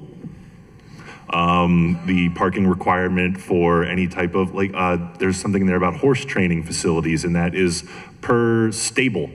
So it's, there isn't a lot of certainty, implied or otherwise, in the way that current parking requirements are drawn up. Thank you. Porter? Thank you so much, Mr. Chair. I'm not sure, I'm looking in the synopsis factors, I'm not sure who this question would be for, but a line in here is really giving me pause. It says that in residential area, this change would be substantial shift in the zoning code, removing the minimums and enforcing the maximums will reduce the cost of construction and development, but in residential areas, it may also lead to increased competition for street parking. And the reason why I'm bringing that up, because we have this very real example on the maximum spaces allowed. For example, 1800 block, and Zach, you know this area, 1800 block of South Hanover Street. It's a truck shop over there where they are, from this particular maximum, allowed two truck size spaces per 5,000 square feet. Or if it's a truck repair shop, 4 truck size parking spaces per service bay. What ends up happening is that those, and this is a very real example, they are parking in alleyways and neighborhoods. And so that's why I'm a little bit concerned with these already congested areas with the lack of enforcement, that something like this would bring more congestion and lack of enforcement. So can you just kind of go through that workflow with me? Because I think that when we're talking about for the public's consumption and the public's knowledge, those are very real occurrences that are currently happening now that with institution of this bill would make it even worse for residential areas based on what's presented in this bill synopsis. Yeah, absolutely, Councilwoman. So to clarify, the parking maximums are already, they're already in place. I apologize, maybe I misunderstood. No, you're good. I understand that. What I'm saying is that it's going, basically, for just in plain language, it's going to get worse. So can you explain that workflow with how we would marry enforcement with the... Oh. Yeah. I got you, now I understand, yep. So talking on the enforcement piece, I think the biggest thing that needs to happen and is in the process of happening, DOT is moving towards the virtual license plate readers. And the problem right now is that there's several problems with what's allowed on the state level. The big one is that the traffic enforcement officer has to get out of their car, go and write the ticket and put the ticket on the windshield. That is a state requirement. So so to be able to get the state enabling legislation and the city legislation so that they can drive down the street and then just it gets mailed to you, right? And we're able to enforce it that way. We're going to see substantially more enforcement, better enforcement for the people who are parking illegally in our neighborhoods that will really meaningfully lead to better enforcement. No, I appreciate that answer, and this question is for DOT. In the previous budget, did we approve increased TEO officers within the DOT budget, and by how much? So I'd have to get back to you. I don't have the exact numbers of the budget in my head, but we do know that we need additional TEOs. We are hoping that as a result of getting license plate readers operational, and with all of the capabilities that we've been working with the Transportation Committee to try and achieve, we'll be able to get more efficiency out of each TEO, and we'll effectively, be able to get the workload of multiple TEOs out of every license plate reader user. Sure. Thank you so much, Mr. Chair. You're welcome. I want to note, this committee has also made a significant effort at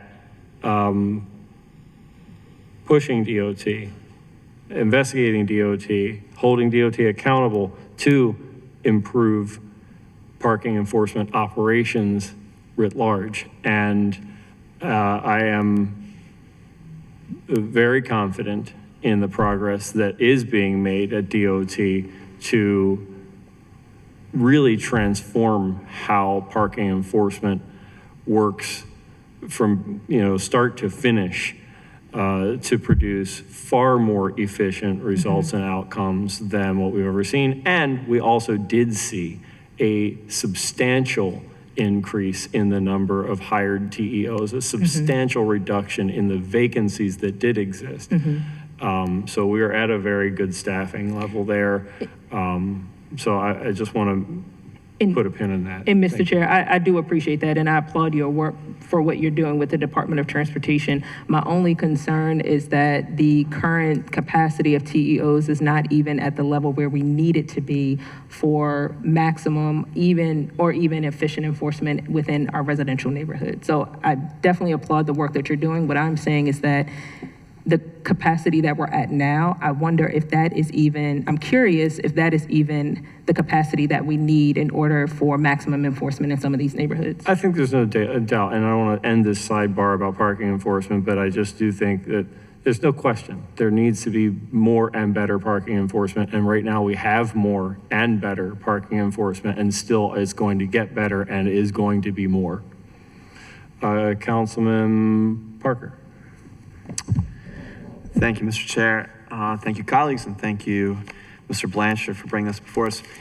I took note, I know a lot of the conversation, both in the community and I think among our colleagues, has been about the impact of changes like these on new construction, right? Especially because a lot of existing construction, like renovation of, say, an existing empty commercial building into a 15-unit residential building, is already exempt from the parking requirements, which is a lot of what happens around the city because we have so much empty property, and a lot of the, there's a healthy chunk of renovation rather than new construction. I did take notes of one of the panelists mentioned a little bit, looking, and I think you as well, Mr. Blanchard, looking to the future about kind of, okay, in cities where this has happened, over time, this has been kind of the impact on the number of new parking spaces created by new construction.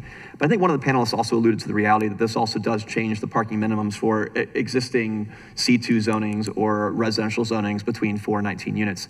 And so conceivably, they could reuse either their existing surface parking that they were required to have or internal off-street parking in some sort of parking structure. They could repurpose that to other uses now that they are no longer required to use them and maintain them for this. And so I'm curious, in other cities, how much of that activity have we seen? What's, because as I've imagined the landscape of the city overall or the first district, I've been thinking about empty land where new stuff might get built. And so I also now want to think about existing C2, C3, C4, and residentially zoned in these multifamily lots, and just ponder what the impact there might be too. So what do we know about what we've seen in other cities for existing structures when the parking has been taken, parking minimums have been removed? Yeah, absolutely. Thank you, Councilman. So you're saying, like, let's say an apartment building that has 100 units and 100 parking spaces, and they like never use half of them, and so they'd like to do something with those other spaces. Is that like what you're thinking about? Yeah, exactly. Or a C2 building that currently has a back parking lot with 20 spaces based on current parking minimums, and now would be free to repurpose those, build an additional building or something else. Like, have we seen that kind of activity in other cities, or what do we anticipate that change? Because again, I've been so focused on new construction, and I'm just curious. Yeah. That's a really interesting question. It's not one that I've looked into. I think I can think of multiple examples where that would be a good use and a better use. I don't know, and I think this is loud, the chair stepped out. I don't know if Mr. Harriges from the Parking Reform Network is still on the call and may be able to answer that.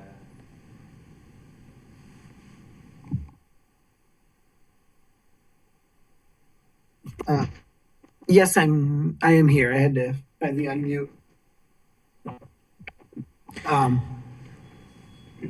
Mr. Harriges. If you could state the question again, please. Yeah, so, Councilman, if you want to.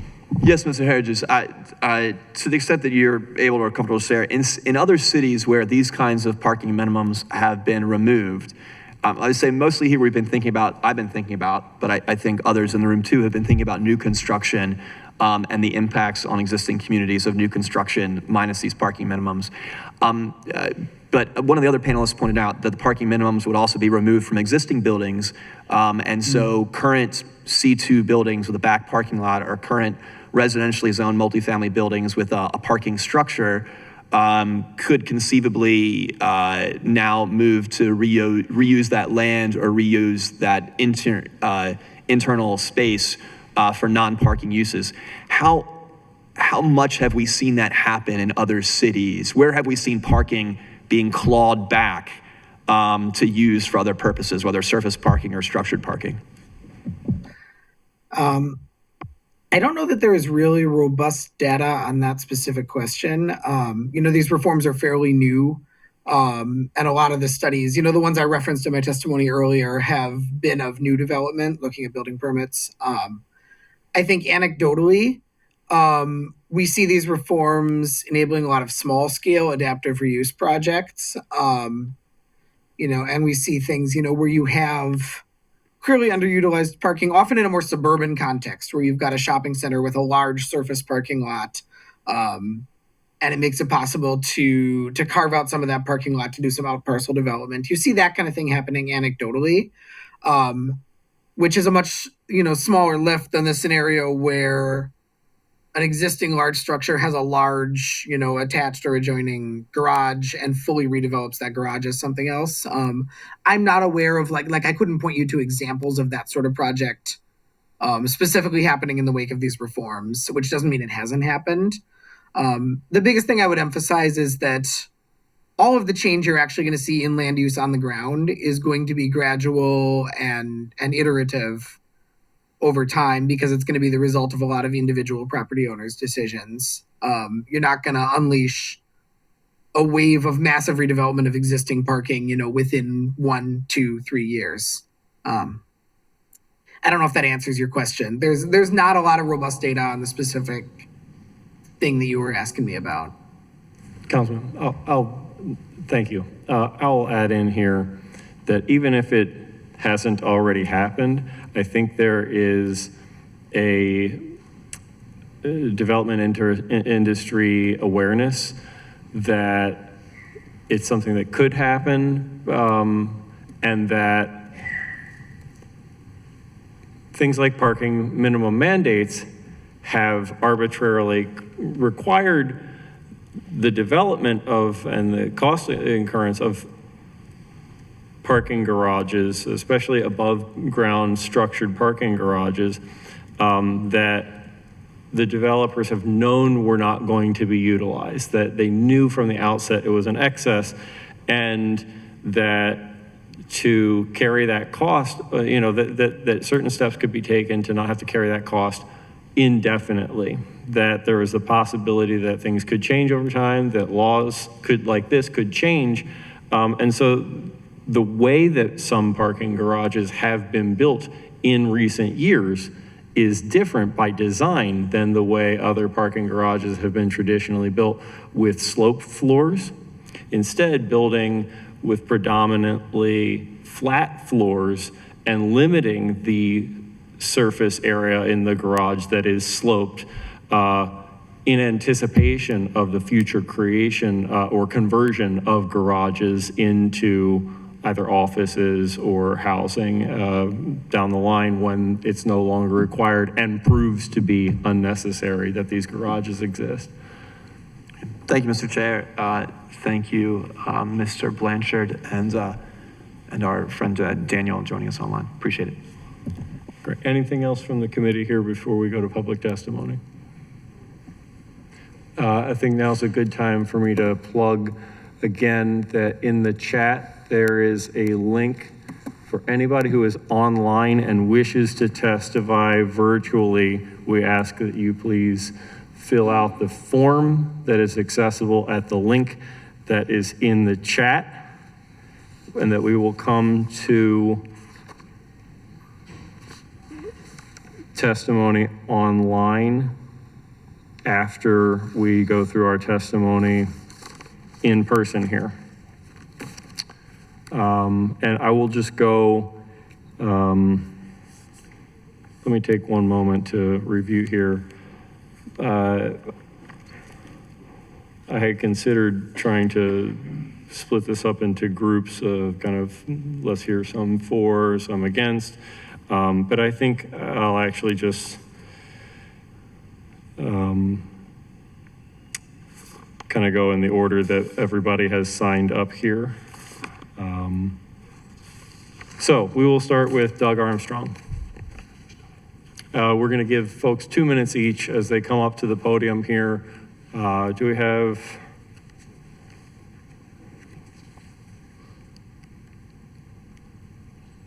Doug Armstrong.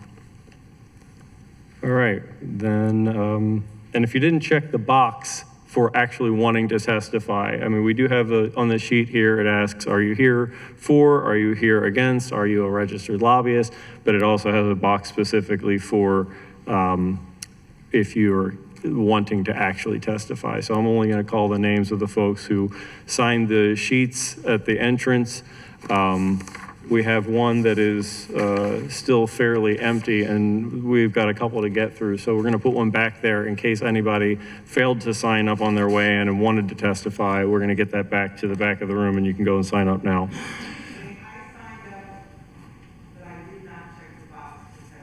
All right, great. Well, I'll come to those folks after we go to the rest. Okay. Marita Goodman.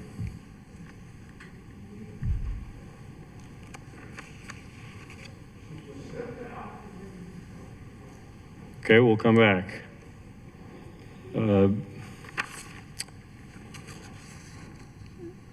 Jed Weeks.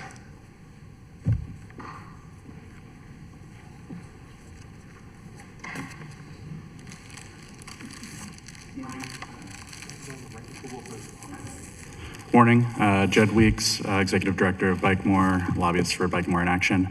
I think you all have our written testimony, so I don't really want to go through all of the reasons why this is a good idea. I think you've heard from a lot of experts on the panel as well. I just wanted to give a little anecdote that I walked through the parking garage across the street from my house last night at about 1 a.m. It's the Remington Row garage. You'll probably hear from some of my neighbors about how it's hard to park in Remington, even though there's parking right next to my house every single evening. But I walked through that garage. It's 260 spaces, middle of the night. It's primarily a residential building. 111 spaces were empty. That's millions and millions of dollars in construction costs that went into the rent that those residents in that building are paying. It's millions of dollars that they had to cut from potential other ideas on the building. For example, when they originally presented the building, they wanted to do a green roof to really improve stormwater runoff and to remove stormwater runoff and to kind of reduce the heat island in the neighborhood. And they had to cut that from the project to expand this concrete construction of structured parking. And I've heard this from property owner after property owner building throughout the city, that they are building more parking than they need to build, and it's sitting empty, and those costs are just going into either cutting the quality of the construction. And so when people complain that every building looks the same when we're building new residential units, that's often because they have to pick the cheapest cladding, the cheapest designs. They have to, shave every single cost they can because they need to build this really expensive structured parking. And so it's just, we can get better quality building, we can get more affordable housing, and all we have to do is just stop overbuilding something that's literally not being used. So anyway, just a small anecdote. I would also just note that meetings like this, oftentimes working families cannot attend things like this, right? And that is why we have hundreds of people at Baltimore that literally donate so that I can stand here and provide testimony on their behalf. And I think you'll see, in the bill file that there are hundreds and hundreds of people that wrote in support of this. And I just want to, keep that in mind, because often in the room you hear a lot of opposition in the moment, but there's hundreds and hundreds more people that are in support of this that are writing in and asking you to vote in favor of it. Thanks. Thank you. We'll go back to Ms. Marita Goodman.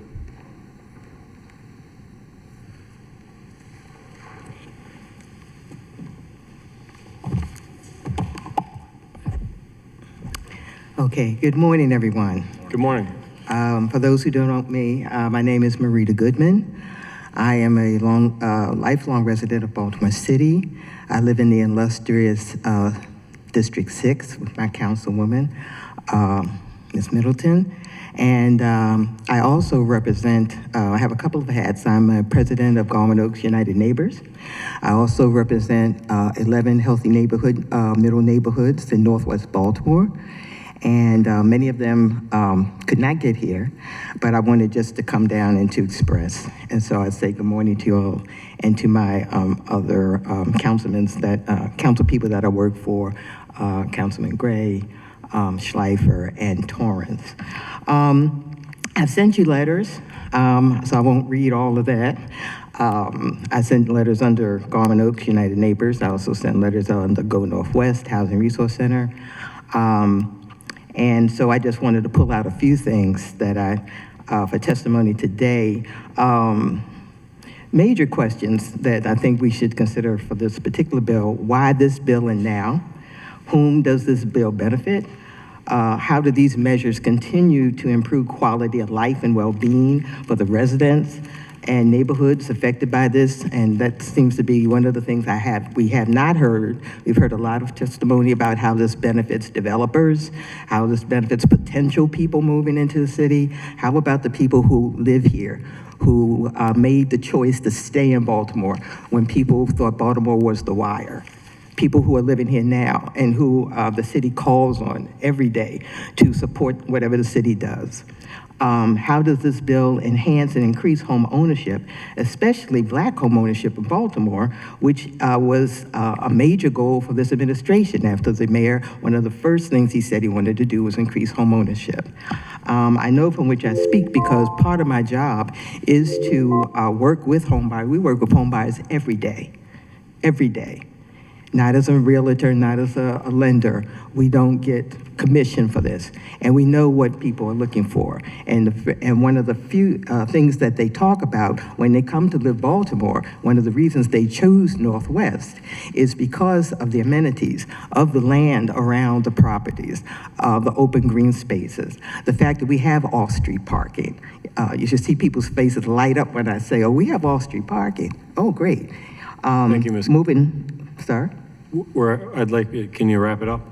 Oh, I'm sorry, I didn't know we only had. Oh, yeah, I'm it's sorry, you taken had so long stepped for out of the everybody room when we else. began the public testimony. Everybody gets 2 minutes. Oh, I didn't know that. Okay, I'm sorry. Well, let me just say this, then. I just feel that the bills under consider, I'll just move to the last part of this then. I feel that it was stated in the bill, in the Sun paper, that these bills were an attempt to address structural racism of the past. Since the majority of the residents that are being affected in our communities who own homes are African American, and choose these areas, that really isn't an excuse. It's misinformed and at best and insulting at worst. Instead, that we hear from our residents that their desire is to protect, preserve, and promote the very qualities of and the living experience, the ample green space, the off-street parking, and single-family homes. I'm sorry, I did not realize I only had 2 minutes, so I'll just say that the city constantly asks us to support the city, and it's now time for our city representatives to do the same for us. We ask that City Council listen and support the residents of the city and oppose this bill. I urge the City Council to prioritize our voices of the people who currently live here, invest, Thank you, and Ms. are Goodman. impacted here. Thank you, Ms. Goodman. Okay. Can I send you my testimony? I think that you already sent it from Garland Oaks. No, that was the letters. This is the testimony that I. If you'd like, you can send it to the committee, or you can provide it here to our committee staff person. Thank you. Oh, okay. We do have another bill hearing that we need to be able to get to, so I am going to hold everybody to 2 minutes. I afforded Ms. Goodman some leeway here. She had stepped out of the room when we began the public testimony, but I am going to hold everybody here to 2 minutes and ask you to wrap it up when it comes to time. Luke Ziegler.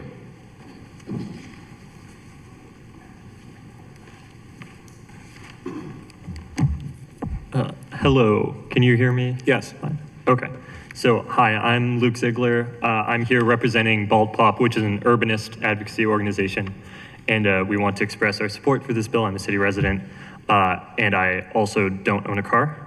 So, as people have mentioned throughout this, constructing parking is very expensive. If it's in surface parking or parking garages, it costs a lot, and that gets passed on to customers regardless of whether or not they own a car or not. And so I guess I wanted to speak briefly just about my own experience. I'm lucky enough to live in an apartment building that doesn't have parking, and so I don't have to pay that cost, but a lot of people don't have that option. There aren't many of these places around. And so we've considered a lot the needs of people with cars, and that's obviously very important, and we need to consider that as part of this policy. But it's important to understand as well that the status quo is also affecting people negatively and forcing costs onto certain residents. The other main thing I'd want to touch on is that parking as it stands is necessary for a lot of people, but it also can represent a dead space that can't be used, that isn't productive for the city. Just as an example, if you look at the Waverly Farmers Market up on 32nd, that is normally just a lot.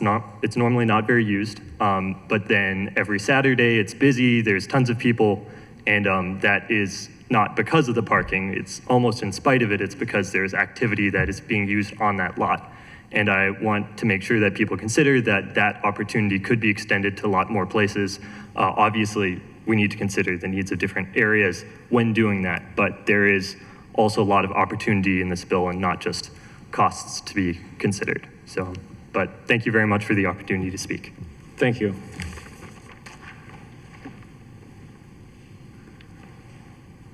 Kelsey Wyatt.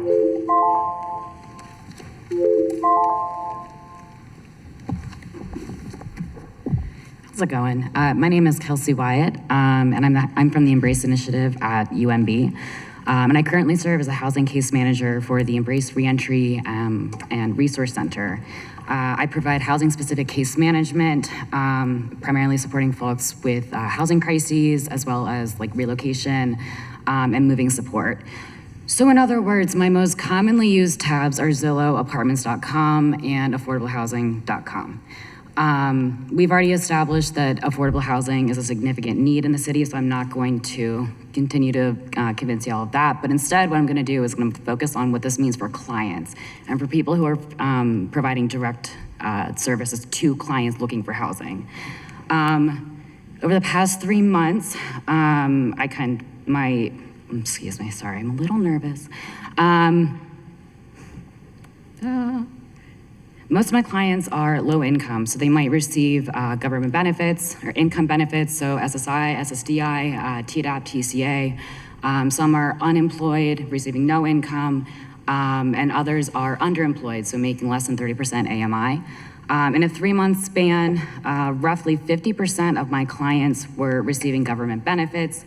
So again, the SSI, SSDI, TDAP, 30% or 35%, excuse me, were unemployed or underemployed, and 10% have no income. So what this means for practically what this means for clients who are receiving SSI, they receive $967 a month, and that's all they receive. You should pay no more than 30% of your income on housing. So for someone receiving SSI, that means that their maximum rent payment should be $290 a month. I encourage you to go on Zillow and try to find an apartment for $290 a month. It's not possible. Unfortunately, what this means is that only income-based or income-restricted housing are really the only units my clients can apply for. However, most places are operating off of a very long wait list, could be 3 to 5 years. So that doesn't help any of my clients right now. Lowering the barriers to creating more affordable housing to get more folks into housing, more stabilized, is how we serve current Baltimoreans and the future. Thank you.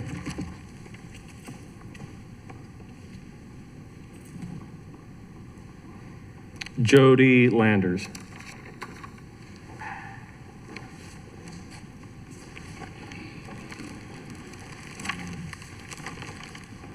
Mr. Chair, members of the council, I have copies of my full testimony. Can you pull that mic up, please? Just so we can. I will be passed out to members of the committee. I very much appreciate it. Pull that up. Jody Landers, a lifelong member, a lifelong resident of Baltimore City, former member of the Baltimore City Council. The question that this council and mayor need to answer concerning the bills 0064, 0065, and 0066 is how will these measures contribute to improving the quality of life and well-being of existing residents and neighborhoods? Councilman Middleton asked the question, how does it affect neighborhoods? Why citywide? The bills under consideration are presented as solutions to problems, but in fact, they cause more problems for existing residents. I have not been able to identify a single neighborhood association that's clamoring for increased housing density, larger building footprints, less off-street parking, and less open or green space. And that's what's encompassed in all of these bills. Instead, what I hear from residents is a desire to protect and enhance the qualities that have made their neighborhoods desirable for generations. Residents value the green spaces, adequate parking, and neighborly connections, and lower crime rates fostered by lower density living. They're concerned that increasing density without regard to infrastructure, parking, public safety, or the preservation of open space is only going to undermine the unique qualities and identities of their neighborhoods and erode their investments in the fact that their families have made in the community for generations. It's difficult to understand how these proposals, which seem to cater more to outside investment interests than to the voices of those who live here, will address the needs of current residents. The measures risk creating serious unintended consequences, including the loss of neighborhood character, diminished green space, and increased competition for limited amenities like parking, which is a quality of life issue for many neighborhoods. No, Thank I'm you, not Mr. Landers. finished, and I would beg the committee's indulgence. No, This we haven't- audience has sat here for an hour and a half. The proponents had 20 Excuse me, minutes. you're going to lower your voice. The proponents had 20 minutes. The bill's sponsor spoke for 25. I want another 3 minutes. I'm sorry. And there are many members of the public who should be accommodated as well. We sat here for an hour and a half. Thank you. Mr. Landers, I'm the chair of the committee. I will extend you 1 more minute out of courtesy because you're a former councilman. But if you raise your voice again, I'm going to end it, okay? Well, thank you, Mr. Chair. You're You're welcome. so generous. Let me get to the specific comments about this bill, and I'll be back up for the second bill, by the way. I really thought we were going to go in order. I wasn't really prepared to go in outside of order. Anyway, City Council Bill 250065 completely eliminates off-street parking requirements for automobiles. The current minimum requirements of 1 off-street parking space per dwelling unit has not been shown to hamper development or new residential developments throughout the city, partly because the existing law, and the councilman's synopsis points this out, the existing law has a number of site-based or use-based exemptions to the parking requirements. The proponents of this measure argue that the city should just stop arbitrarily mandating how much parking would be required. The reality is, parking and access to parking in many high-density neighborhoods with large numbers of motor vehicles is a major time-consuming and quality of life issue. The parking requirements were put in place not to hamper development or to add to the developer's costs. Instead, they were adopted to benefit the existing residents. Thank you, the Mr. existing Landers. residents. Thank The you, current Mr. zoning Landers. code is not arbitrary at all. In fact, there are a number of specific Thank you, Mr. targeted Landers. Your time is exemptions. up. Please turn off the microphone. We're I not can gonna have speak people- over the microphone, Mr. Chair. I think it's outrageous I will that you put the would committee limit in this recess. testimony to 2 minutes when everybody has been sitting here for an hour and a half. We are back from recess.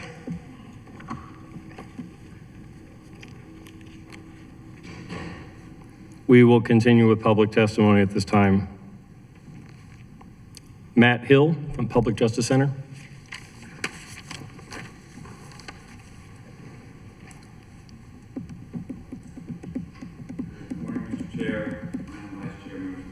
Hit that. Hang on 1 second. Thank you. Good morning, Mr. Chair, Madam Vice Chair, members of the committee. My name is Matt Hill. I'm an attorney at the Public Justice Center.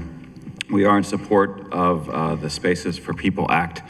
Part of what our organization does is defend people who are facing eviction. And I've been doing that work for about 17 years now. And we're able to find a defense and help the vast majority of people who we represent in these cases. But for many people, we are not. We are not able to find a legal defense. They are going to need to move. Some folks just want to leave. They want to move out. The renter-landlord-tenant relationship is broken and they need to move somewhere else. They need to find safe, stable housing. And unfortunately, I have to tell my clients right now, when they're in that situation, that there is nowhere for them to go. The affordable housing crisis is the worst that I have seen it in 17 years. And the chances of them finding alternative, affordable rental housing in this city or anywhere in Maryland is, with an eviction judgment on the record, almost impossible. And we know that 25% of the folks who are evicted are going to become homeless, and this is a racial justice issue.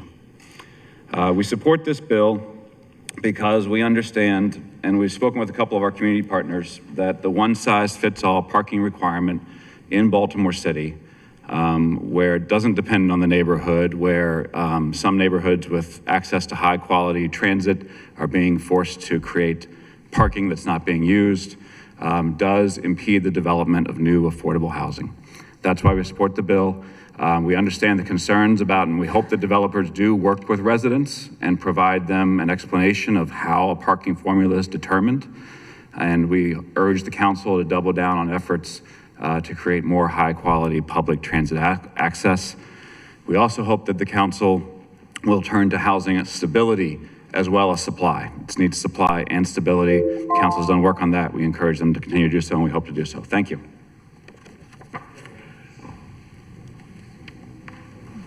Thank you, Matt. So earlier we had some people who had signed up, sign-in sheet, but not checked the box to testify. We put the sheet back there to give folks a chance to sign up again to make sure they let us know they want to testify. We're going to go to that sheet now. Catherine Pugh.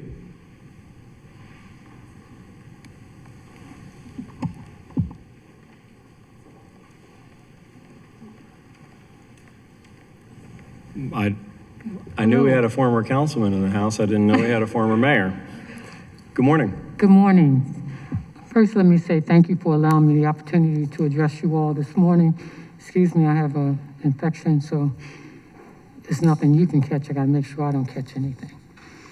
So let me just first say that my councilman did come to our community meeting and told us that we should be very much aware of these bills and that we should take everything into consideration.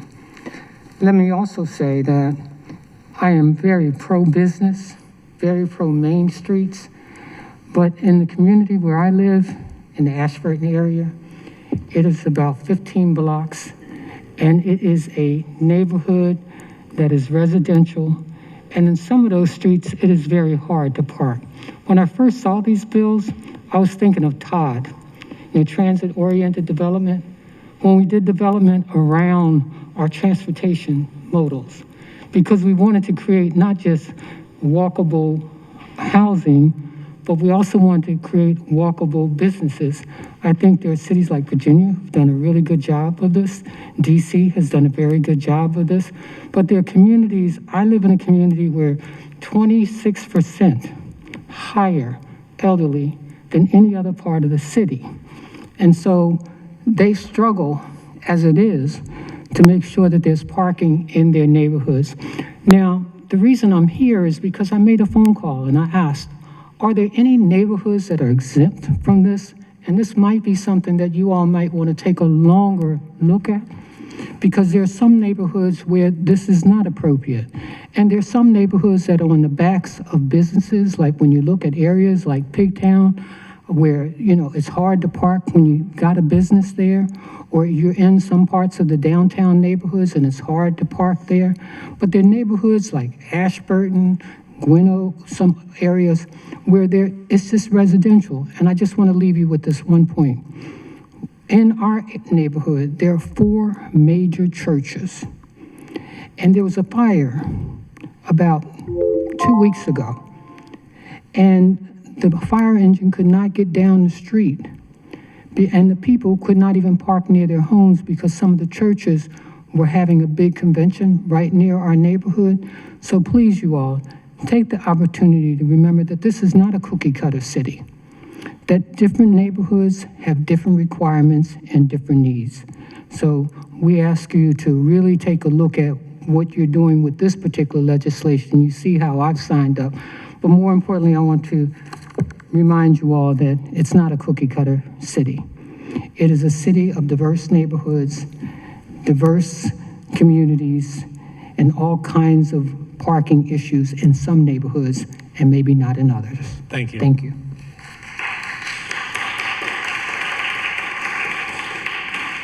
Cynthia Gross.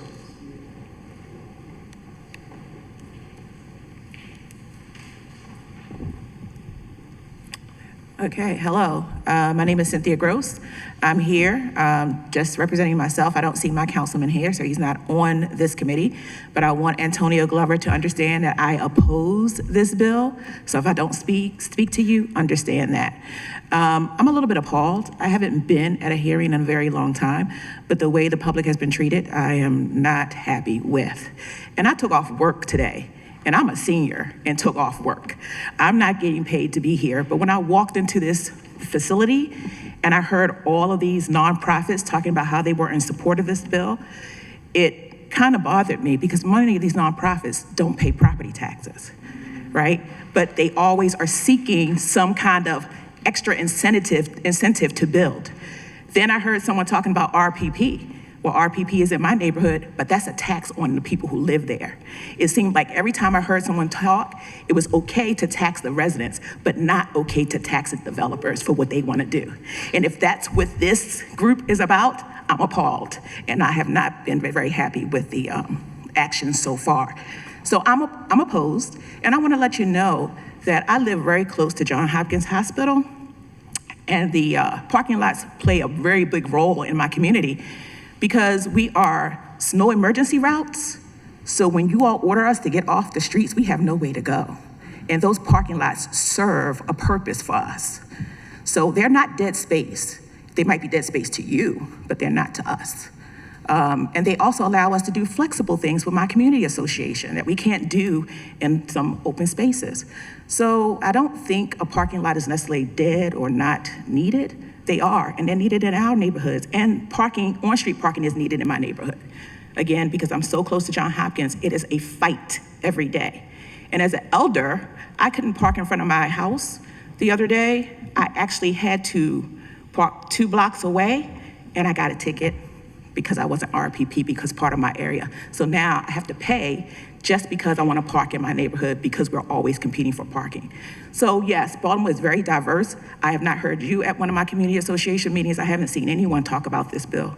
So I would hope that you would do a lot more investigation and community engagement because I've seen no one. And everyone in my neighborhood is older and we're struggling.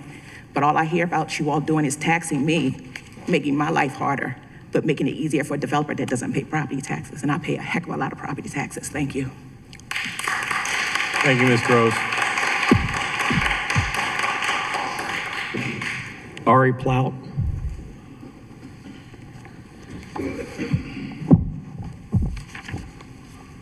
Mr. Chairman, Mr. President, members of the committee, I'm Ari Plout. I'm here on behalf of the Greater Baltimore Board of Realtors, GBBR. We're an association of realtors, brokers, title lawyers, advocates for the real estate industry, and support of this bill.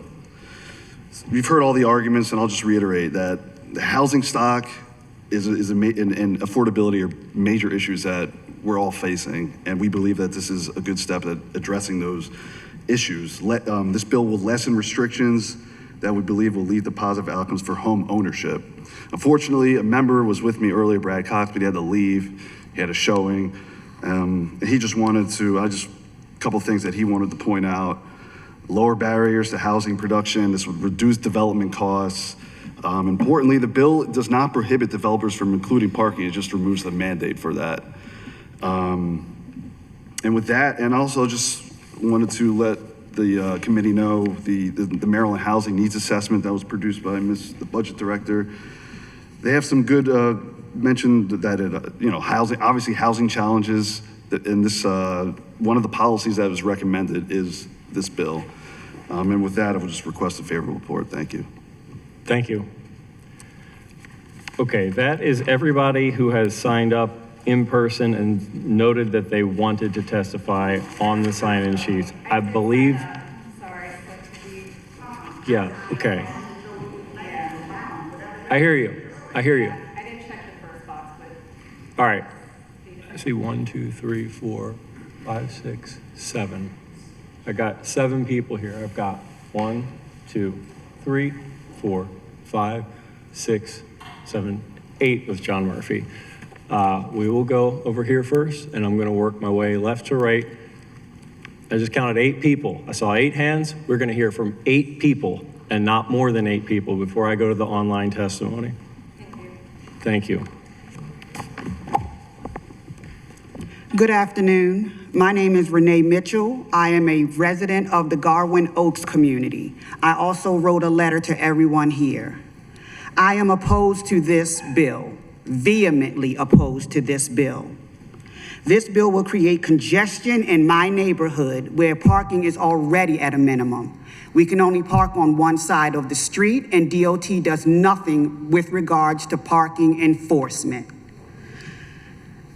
If this bill is so important and must be passed, I recommend that it is rewritten more thoughtfully and more targeted and not blanketed. If you want to rebuild and do affordable housing, maybe look into many of these vacants in our neighborhoods that already have parking and will not cause parking issues for us. Please focus on the areas that are in need. I pay far too much money for my home and in taxes to have to play the Hunger Games to park in my neighborhood.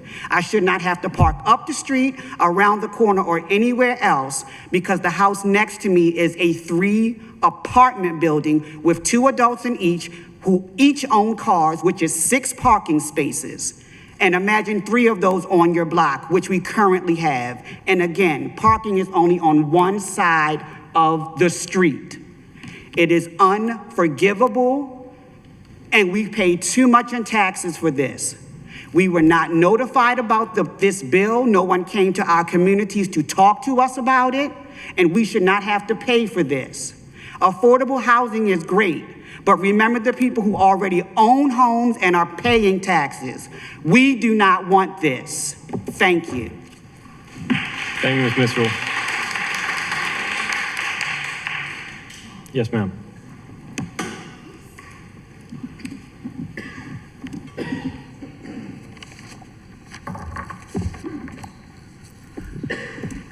Good morning. My name is Keandra Pryor. Good afternoon. I'm the president of the Reservoir Hill Association. Reservoir Hill is a dense neighborhood with 70% of my neighbors live in multifamily housing. But we're not in love with parking, but we are in love with the freedom of movement. The history of Baltimore is that this council, in its other iterations, dismantled access to public transportation for my community. Access to a car is by design of the Baltimore city government a means to the access of movement. The argument being made by proponents are meant to confuse. Are the bills concerned with the cost to residents or to developers? I think we've already made it clear. It's about developers. But the real cost to residents is the cost that exists because of redlining and segregation. One main legacy of segregation is the difficulty to move. In my neighborhood in 1950, we had access to 3 streetcar lines. Now, we have 2. We are lucky because we actually have access to public transportation, but many people don't. This legislation focuses the burden of the developer going on the process, but it should be focused on the cost to us. You care about the cost of impervious surfaces when talking about the changes to land use, but you don't care. You care about it with parking, but you don't care about it with land use. So be consistent. Yes, I'm concerned about heat islands. Yes, I'm concerned about the environment, but you should be consistently concerned about that throughout all your legislation. Parking is one of the most contentious issues in our community. It has a real cost. 60% of our community members rely on a personal vehicle to move. 23% rely on public transportation. 2.8% walk to move around the city. Only 1.28% use a bicycle as their primary form of transportation. Pitting bicycles against cars makes no sense. People already see it as a signal of gentrification, and now you're just reinforcing that idea. Can I have 1 more minute, please? I really need to move this along. I'm And sorry. I'll give you 30 seconds. I just really need to move this along. We have another bill Okay, hearing I'll that get we have to- not even begun yet, and the committee time was supposed to end 15 minutes The ago. public really should get more time, but I won't focus on that. I just wanted to address one point made about Reservoir Square, because that's in our community. We would support a variance for their parking. They could not have any parking there. They never requested. The only thing MCB has requested is actually an increase in parking. So it's a farce to use that as an example. We don't have a commercial Main Street because the city demolished it. We want a walkable neighborhood. This is not the way to get there. This is not the way to get to affordable housing. If you want affordable housing, we need rent stabilization. We need an increase in co-ops. We need to make sure that people are safe in their communities and they know that they can pay the same amount month to month to live there.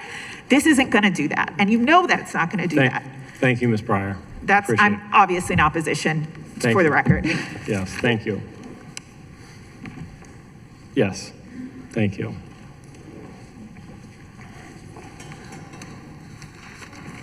Hi, I'm Carson Ward of the Reservoir Hill Association. I'm in opposition. So Mayor Scott says Baltimore should be blackety black black, and that if you're black, you should come here. But what good is that when Baltimore is not a good place for black people? Baltimore is not a good place for black people, not when majority black neighborhoods like Midtown Edmonton are getting sick from environmental poisoning while elected officials take donations from the companies poisoning them like P. Flanagan and Sons. Not when families are struggling to keep their lights on while elected officials accept contributions from BG&E. Not when black homes are auctioned off over small tax bills to developers. Not when there are children in black neighborhoods who have a reading level lower than the city average, while the school commissioner collects nearly $500,000 a year.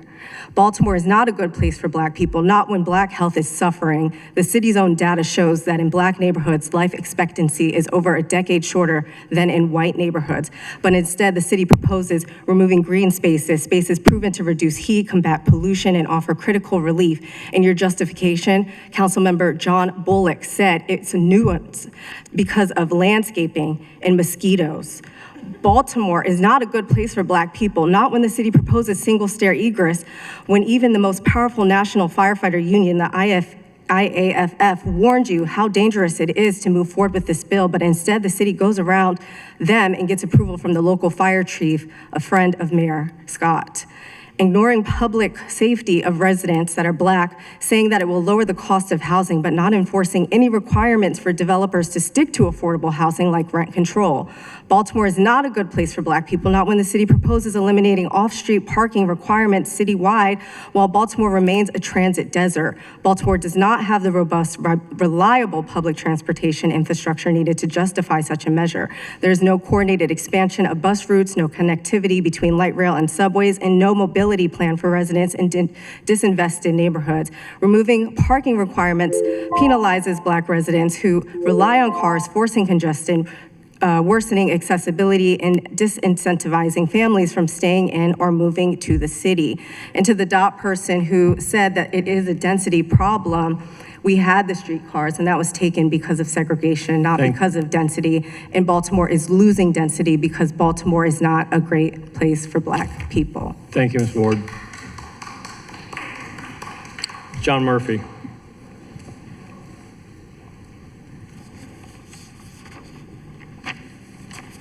Hey, Mr. Chairman, very nice to be here. Thank you for joining us. I've You been have 2 minutes. practicing law for a long, long time in Baltimore City, before many of you were born, probably. I've had the fortunate to be represented by Mrs. Middleton for many years. And I would like to make this point. All my years of practice, and I really didn't understand the suggestion that single-family zoning and zoning was a means of segregation. I remember my first zoning case was the Mount Holly Improvement Association, an African-American community. So I've represented all different groups. I think that's an incorrect accusation. But my point is this: as Mrs. Middleton knows, in any residential neighborhood, if we have a mixture of housing, in all my years of practice, the one thing that people really didn't want to have happen with multifamily housing, they feared the parking effect. They feared the loss of parking in their neighborhoods. It's not because the effect of the housing itself is fine, but the overflow into another neighborhood. And the single-family neighborhoods are really the backbone of this city, and we have to protect them.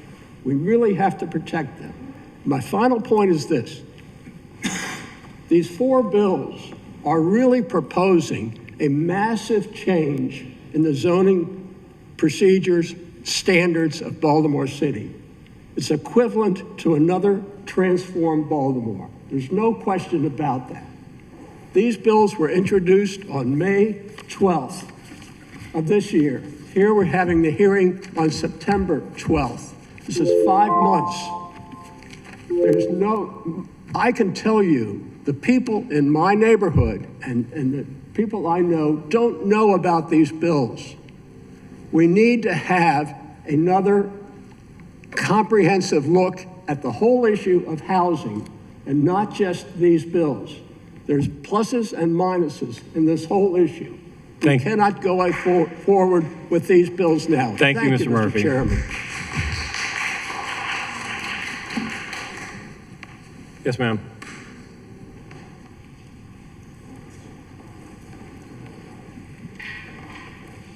Good morning, everyone. Good morning. My name is Lisa Harvin. I am a fifth generation member of historic Ebenezer AME Church, which is located at 20 West Montgomery Street in South Baltimore, Federal Hill. I am standing in strong opposition to this bill. You received a letter yesterday, Committee Chair Dorsey, from Father David Milad from St. Barnabas and St. Susanna Church. We are among no less than 10 churches in the Federal Hill area. As you know, it is a dense area. We have seen a serious decline in street as well as off-street parking. With the entertainment district, the stadiums, and the various activities that take part, it compounds the issue for us to not only worship, but also provide programming within our community. As we know, communities are about relationships. It is difficult to forge those relationships when people can't park. Tenants without parking options move. As they have children, they move, meaning no investment in the community, meaning increased crime as we have seen in our area. There are many other issues that are impacted by this bill. A couple of questions. Why does the inclusionary housing policy eliminate a requirement for developers to provide parking? What relationship does one have to the other? People still have to park. And inclusionary housing is important for our relationship with our developers. Ms. Harvin. So that's one question. Have I been 2 minutes? Yes. Please let me ask my second question. I'll let you ask your question. Will agency heads come back to communities to discuss how they will remediate the negative impacts of this bill, should it be passed? Thank you, Ms. Harvin. Thank you for your attention. Ms. Betty Bland Thomas, if I have it correct. How you doing today? Can the people in the back, can you hear me? Yes. I want you to know I oppose this bill. Yes. I oppose this bill in its entirety. One of the reasons why I oppose it, let me give you a personal story. I live in a neighborhood that's rich in history, has been the subject of segregation. We've lost half of our community space due to the city's eminent domain plan.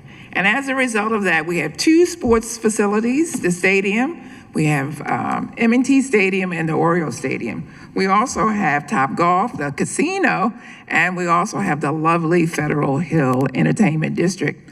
We're being squeezed out of our own community.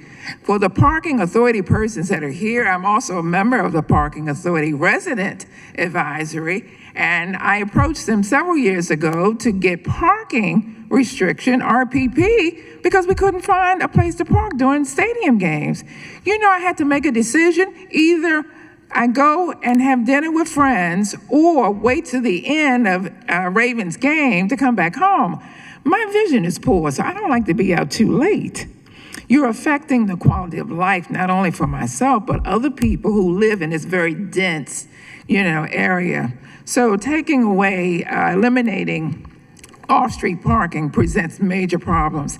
I live across the street from a 250-unit apartment complex that has parking, but they've also have 4 retail businesses.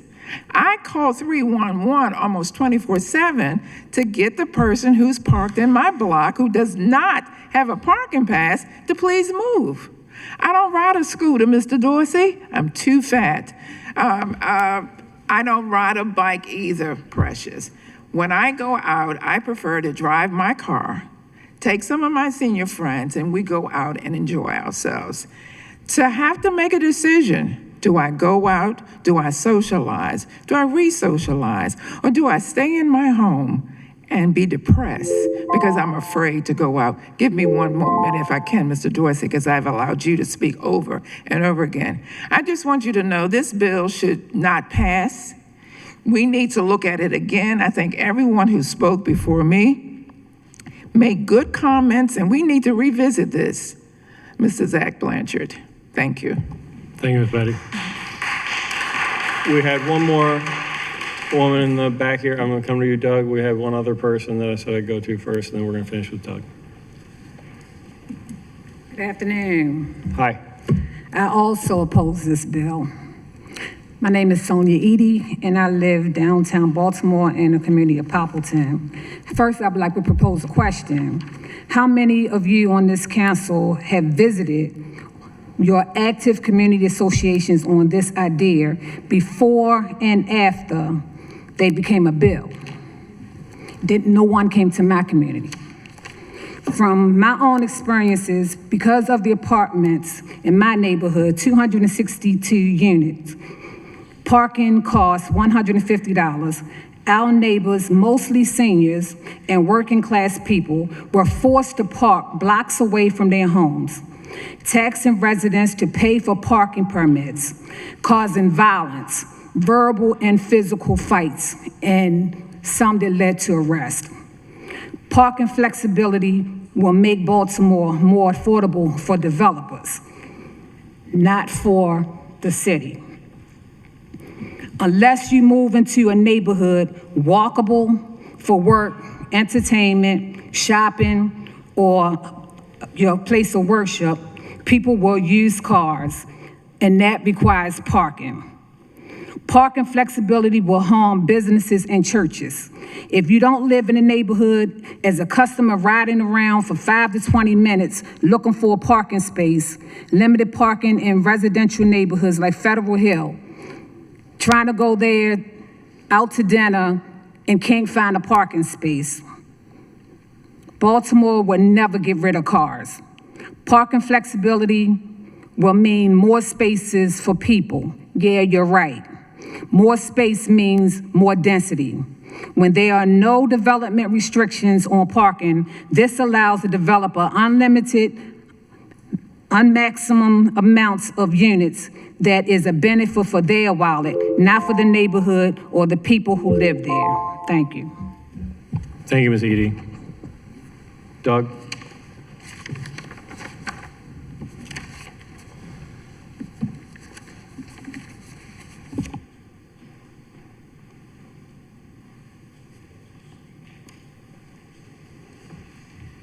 So as you know my name, you must have seen that I did tick the box too.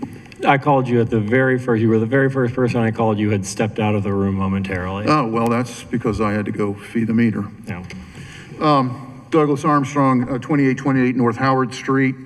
And I've got a little refutation of the sheet here.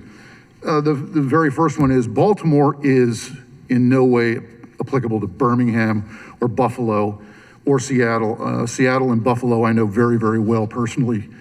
The second item, parking flexibility, an argument that has never held water in the 30 years I've lived in Baltimore. The third thing, parking flexibility will protect Baltimore's environment. Really, you're gonna buy that when you've got a companion bill, number 64, which is 100% lot coverage in R8 and elimination of all backyards. That's only gonna contribute to the heat island effect and water runoff. Number 4, parking flexibility. Where is the compelling data for this? Didn't have any information from Transpo other than, we We agree with this, and yet Transportation Department, Article 31, under Section 2.5, General Powers and Duties, Section 2-5, 1I, it's their business to determine parking needs and provide you the data. I didn't hear anybody talk about that. The fifth item, parking flexibility, I can't even begin to challenge the vain argument that's there. And number 6, the back page shows that the prime target is your row house neighborhoods. You really hate the row house neighborhoods, and I'm kind of sad and sorry about that, because that's what Baltimore is, folks. Thank you. Thank you, Mr. Armstrong. Okay, that concludes our in-person testimony. We have a few people signed up to testify online.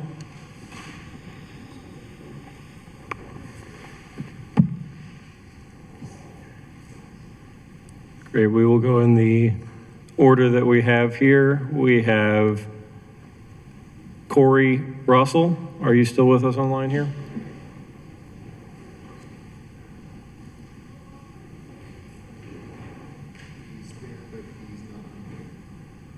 If you can unmute yourself, Corey.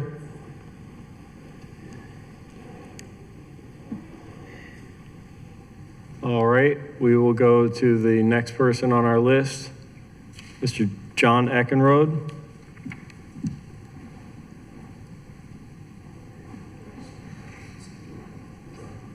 Okay. We don't see John online. We do? Okay, great. John, can you unmute yourself? Yes. There you go. I'm trying to do that. Okay. Yep, we can hear you. Okay, thank you. You have 2 minutes. Okay. My name is John Eckenrode, and I live in the Westfield neighborhood of Baltimore City. I want to express my opposition to Council Bill 25-0065, eliminating off-street parking requirements. I don't have any statistics and cannot cite any urban planning studies, but I can speak from personal experience to say that accessibility to parking can be a key factor in the desirability and quality of life of a neighborhood. When I lived in a large apartment complex in DC years ago, it offered no off-street parking. I would routinely come home from work, search 15 or 20 minutes for a parking space, and finally find a semi-legal space 4 or 5 blocks away from my front door. Parking tickets had become regarded as a living expense. In my 19 years of living in Federal Hill section of Baltimore, I saw over time how parking availability shrank almost as badly as DC as the neighborhood became more gentrified. 4 years ago, I moved back to Baltimore after living in Tacoma Park for 9 years. After my experience in DC and Federal Hill, parking availability was a high priority on my list when my wife and I went house hunting. I am retired now, and the parking situation in my neighborhood is quite accommodating. I use a car much less now and often utilize the bike lanes on Harford Road and Walker Avenue. But now I think that I need to speak out of concern for those who are working and others who are depending on cars for daily living. Coupling increased housing density with the elimination of off-street parking requirements sounds like a losing combination for residential neighborhoods. Trying to reduce car dependence without first offering viable alternatives, such as improved public transportation, only aggravates the situation. This is why I need to express my concerns and, as a result, my opposition to the eliminating off-street parking requirements bill. Thank you, John. All right, great. We will come back. We'll call Corey Russell again. Corey. Hi, yeah. Can you hear me now? Yes, we can. Okay, great. Yeah, my name is Corey Russell. I am a resident in Canton, 28 years old, and I'm in favor of this bill 2565. I also work for the Maryland Department of Natural Resources, but I'm just testifying on my own behalf. Basically, I just wanted to give an anecdote in favor of this bill.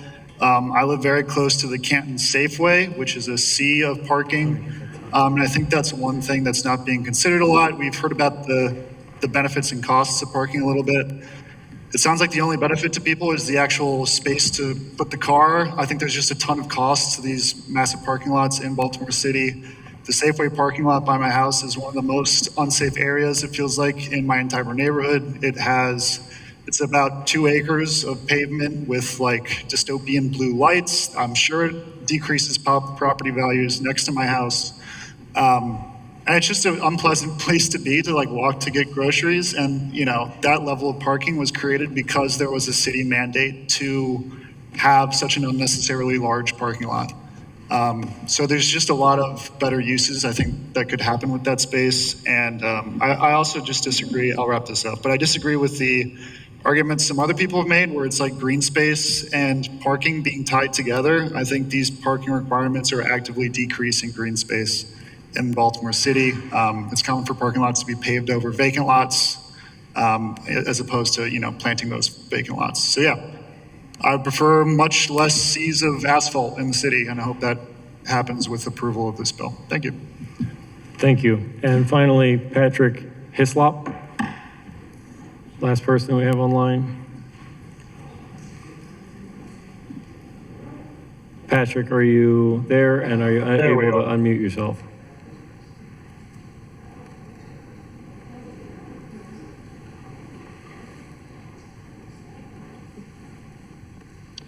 There we are. Am I unmuted? Patrick? Yes. Hi. You got 2 minutes. Hi. Thank you. I am Patrick Hislop. I am a resident of the 11th District. I would like to acknowledge the many concerns that people have brought here today about the necessity of parking and the value of parking in some areas of Baltimore. And, you know, we certainly hope that as transit and other options become better developed in this city, that can be less the case for more of Baltimore's residents. But I am in support of the idea of this bill, because in many cases, you know, parking may add value in some neighborhoods, but to have it as the default when it does come at a cost to residents like us. It reduces space that could be used for community life, or in terms of monetary cost, or more economically productive and taxable activity within the city. These are concerns for the city. These are land use concerns that are fundamental to how we function as an institution. And I believe that reducing the blanket requirement to provide parking as the default for all development is a good move, and I stand in support of it. Thank you. Thank you.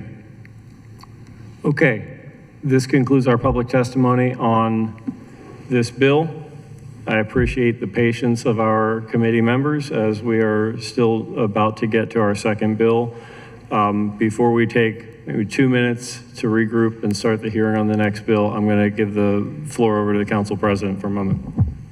Thank you, Mr. Chair. I want to just first thank everybody for showing up and testifying today at a time when our democracy is struggling.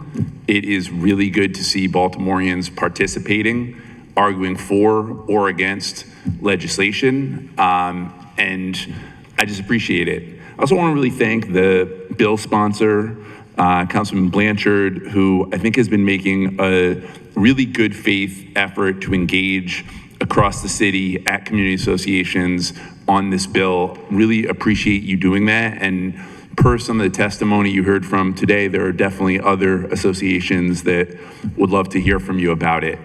I'm going to briefly address Councilman Landers and some of the concerns that he raised. And first I want to say, Councilman, thank you for your service. And do not come into this chamber and disrespect the chair or this committee. And I want to be very clear.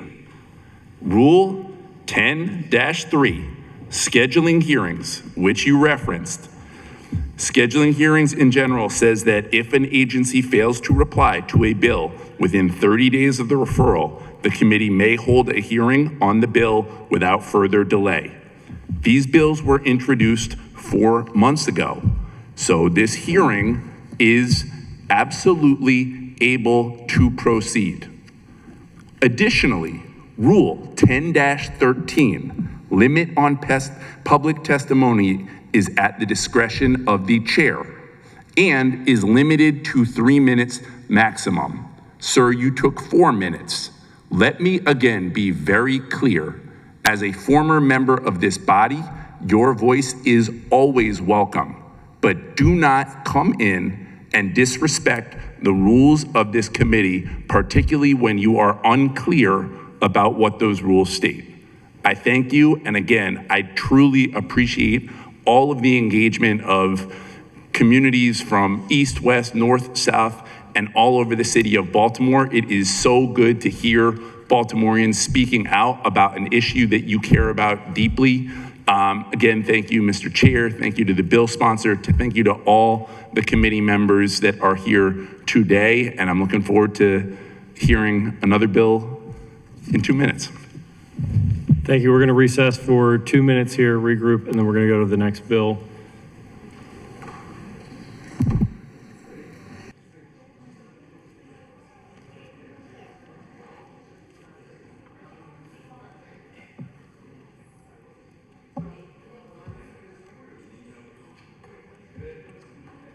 I'm going to bang my gavel. It's coming down.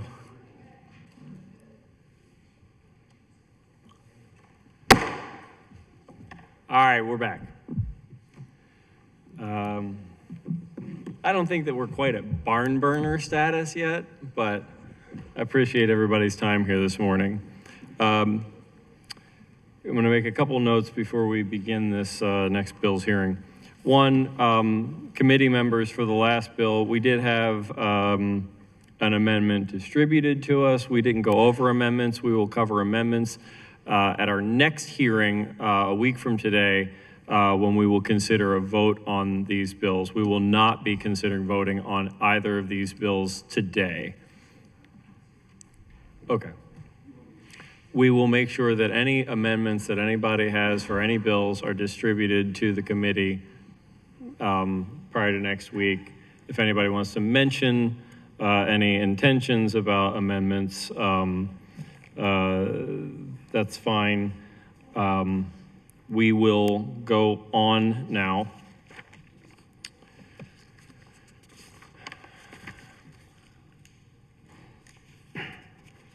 With Council Bill number 250064, zoning, bulk, and yard requirements amendments, sponsored by Councilman Gray. Both this and the previous bill were advertised as required in newspaper and such. And at this time, we will go to the sponsor of the bill to present this to us. And then we don't have a panel or anything for this, do we? No. We'll have the sponsor of the bill present it, and then we will take committee questions for the sponsor, and then we will go to our agency reports before going to public testimony. Again, if you are online and wishing to testify virtually on Council Bill 250064, zoning, bulk, and yard requirements amendments, there is a link in the chat on WebEx, and we want you to go to that link and sign up and fill that form out. That is the list that we will call for anybody wishing to give public testimony online after we have taken all of our in-person testimony. If you are in the chambers, we have forms in the back of the room near where people entered. There is a box on the form specifically asking, do you want to testify? In the last bill hearing, we went back and we called a lot of people who had not checked that box. I'm not going to do that again. If you want to testify, go to that form and check that box that actually says, I want to testify. It's got a big red text heading to it, making it really clear. Check that box. I want to testify. That's who we're going to be calling for public testimony today. Again, we will begin here now with Councilman Gray. Thank you for sponsoring this bill. Thank you for presenting it to us. Take it away.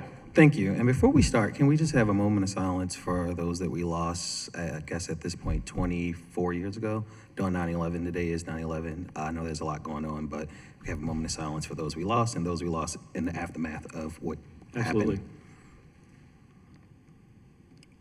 Thank you. Good morning, Council President, Chair, members of the Land Use and Transportation Committee, but most importantly, our neighbors that are here in the chambers and those online. Today, I'm presenting Bill 250064, Bulk and Yard Requirement Amendments. This bill comes from a simple reality. Baltimore's zoning code is too rigid and often out of step with how families actually live, but more importantly, want to live in the city of Baltimore. I want you all to think about the grandparent who makes space for their grandkids, or that parent who has to move back after falling down on hard times, an older adult who wants a small dedicated space for a caregiver, an expanding family that loves their neighborhood but just needs a little more room as they grow, or the hardworking Baltimorean who wants to add a kitchen extension or a deck to their home that they've invested in. Right now, too many families are told no, not because their plans don't make sense, but because our zoning code makes it nearly impossible without months of delay and costly variance hearings.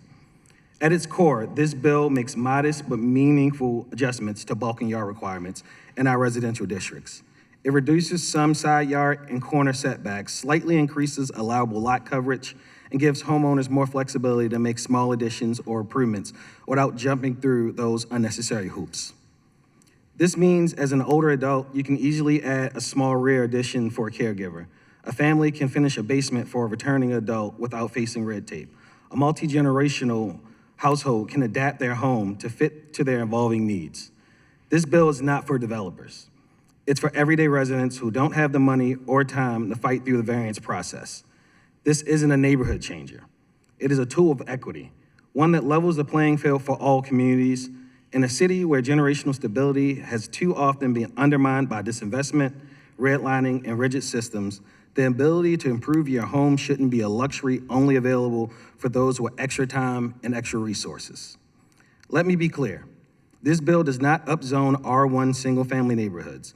It does not allow duplexes, triplexes, or large-scale development where it doesn't belong or where it isn't allowed right now.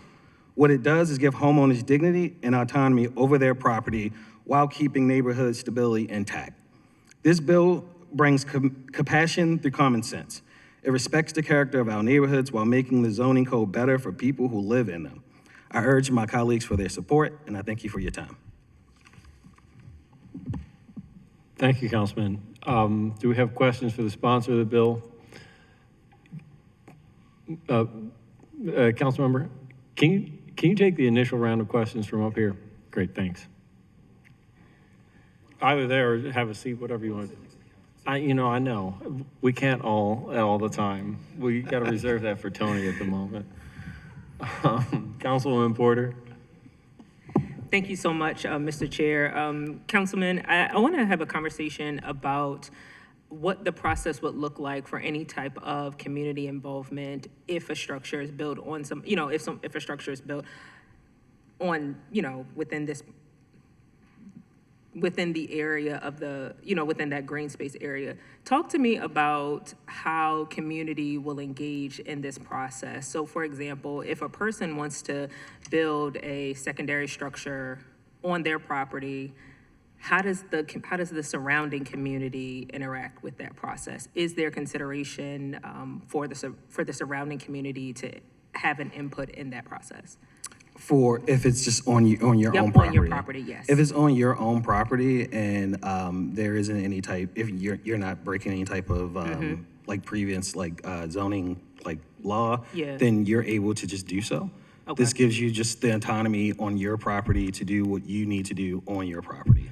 Okay, and so if there is a discrepancy from like surrounding neighbors, how would that be resolved? So like, for example, if like side yard, if it's Yes. 5 feet Yes. and somehow you think it's 6 feet? Yes. Then I think at that point, it can be reported and they would have to come out and I guess like just do the measurements. But as far as like the setbacks, like what we've been hearing and what we see is not most people are taking the whole 5 feet or the whole 10 feet that the setbacks will change for a lot of the zoning. What we see is people are being stopped because they want to go additional 2 feet out or Yes. 3 feet out, Yes. and they're being denied. And so those numbers of 5 or 10 feet are usually like they're just there to They're give negligible. people that breathing room. So the reason why I asked that is because, of course, we came to this committee with 1,100 Bayard, where it was just a couple more feet, and we had to go through the entire process. And so I made it a effort to engage community, get community buy-in, make sure that we adhere to any type of master planning, community engagement plan with the community association, along with that as well. So if this bill should pass, I would recommend having some sort of community input component to this so that we're able to be in lockstep with community, so there's no issue, with folks rightfully doing things to their own house and to their own property, but it may be analogous to feelings of the community. Okay, So- yeah. And that's definitely something we can talk more about.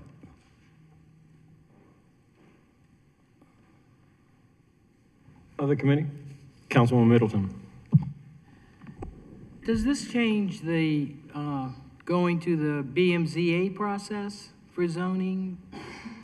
You know, how you have to go to that, committee or office and go through that process. Does this stop or affect that?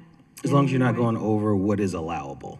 Like, once it's changed, whatever, like, so if, for a lot of the maximum lot area, area coverage, it's a 10% increase. If you're going over that, you may have to, but if you're standing within your boundaries, whether it's the setbacks or what's allowable to build more, you don't have to go to the BMZA. So will this start to change the character of the community and why people moved to that particular community?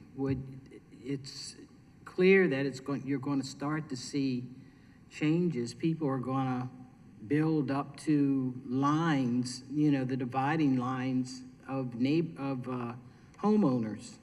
So we're not allowing folks to build up to anyone's property line. So it's right now there's for most zoning areas it's like a 10-foot setback. Some are 20 when it comes to the side yard. It's not 100%. So you still have to go either it'll be 5 feet or 10 feet, and that neighbor still has their setback in place. So will that house be closer to their line? Yes. Are you going to be closer to your line? No. But I think the fundamental question is, if I need this for my growing family, if I need this because I would like to make the dream addition to my home, why are we telling folks they can't do this? Because what we're seeing is in certain areas when folks aren't able to expand, they're moving out. And so we're losing people. And if we can keep people in the city by allowing them to make these modest adjustments, I think it's a win for everybody. How does this affect areas that have covenants?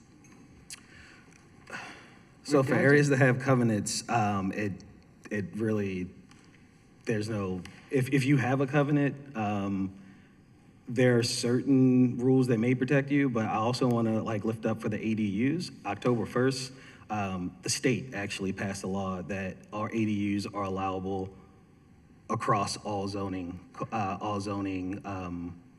categories. So it doesn't matter if you're R1, R10, if you have the property and this is an attached home, you can build that ADU on your property. So some of these rules are already being changed at the state level. And it doesn't really matter if you have a covenant or not, but for this, if you're able to build, you can build. And if you want to make a decision to sell to someone and tell them that they can't and they agree, that's fine. But I think the days of telling folks that you can no longer do something because we want to keep every house this size.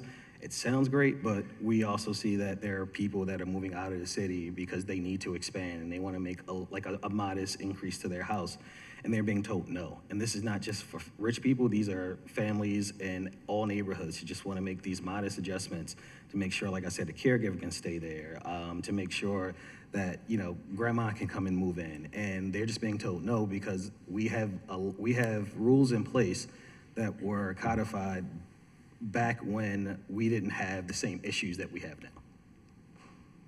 Thank you. Thank you. Thank you. I think I brought up this quote earlier from Donald Shoup. This precision implies certainty, right? I think even more than the formulas in the previous bill we heard of, you know, you need one parking space per dog washing station in your dog washing place or whatever. You need one parking space per X square feet of open works or whatever it is. I think even more so, these numbers are really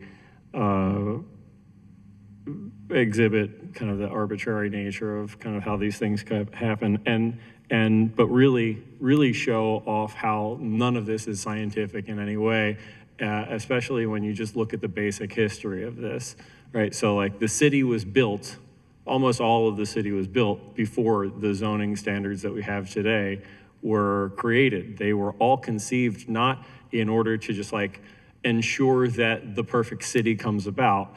They said, this is the city that was already built. Let's codify what already exists today so that nobody can ever do anything different than what already exists ever, right? And so they said, well, you know, mostly these houses cover about 30% of the lot, and mostly they're set about 10 feet off of the lot line between it and the neighboring property. So let's just make it a law that no house is allowed to cover more than 30%, and no house is allowed to be any closer than 10 feet to the lot line. And the whole motivation there in writing that is just to never allow anything to ever change at all. And I think that's really the challenge that we're facing here. I see that we do have our zoning board chair, Leland Shelton, with us, and I'm looking forward to hearing from him as well. But I think that what he'll attest to is that these are reflective of the kind of, like, as you said, Councilman, very modest changes that people want to make to their home. This is not developers, this is everyday people. And in fact, it's the developers who know how to like squint and turn their head a little bit and be like, can't you see it this way, when they explain how their property is unique to the zoning board, right? But that's the standard that we're up against, is that I have to somehow be able to go to the zoning board. If I want to go from a 10-foot setback on my property to a 8-foot setback or a 7-foot setback on my property, I need to go to the zoning board and ask for a variance. And I have to say to the zoning board, but members of the board, please understand that my property is somehow intrinsically unique, that there is something utterly different about my property than all of the other properties in my neighborhood and on my block, because that's the standard that the law requires us to meet, that there has to be something fundamentally unique about my property. And that's just impossible to do when I've got a rectangular property that's the same size rectangle as every other property on my block. And so the zoning board says, we hear you. You want to do something that's perfectly reasonable and that we'd love for the people who already live in Baltimore City, who aren't developers and don't know or don't have the money to like hire some fancy land use attorney to come here and represent them and tell us how we could like massage our understanding of things.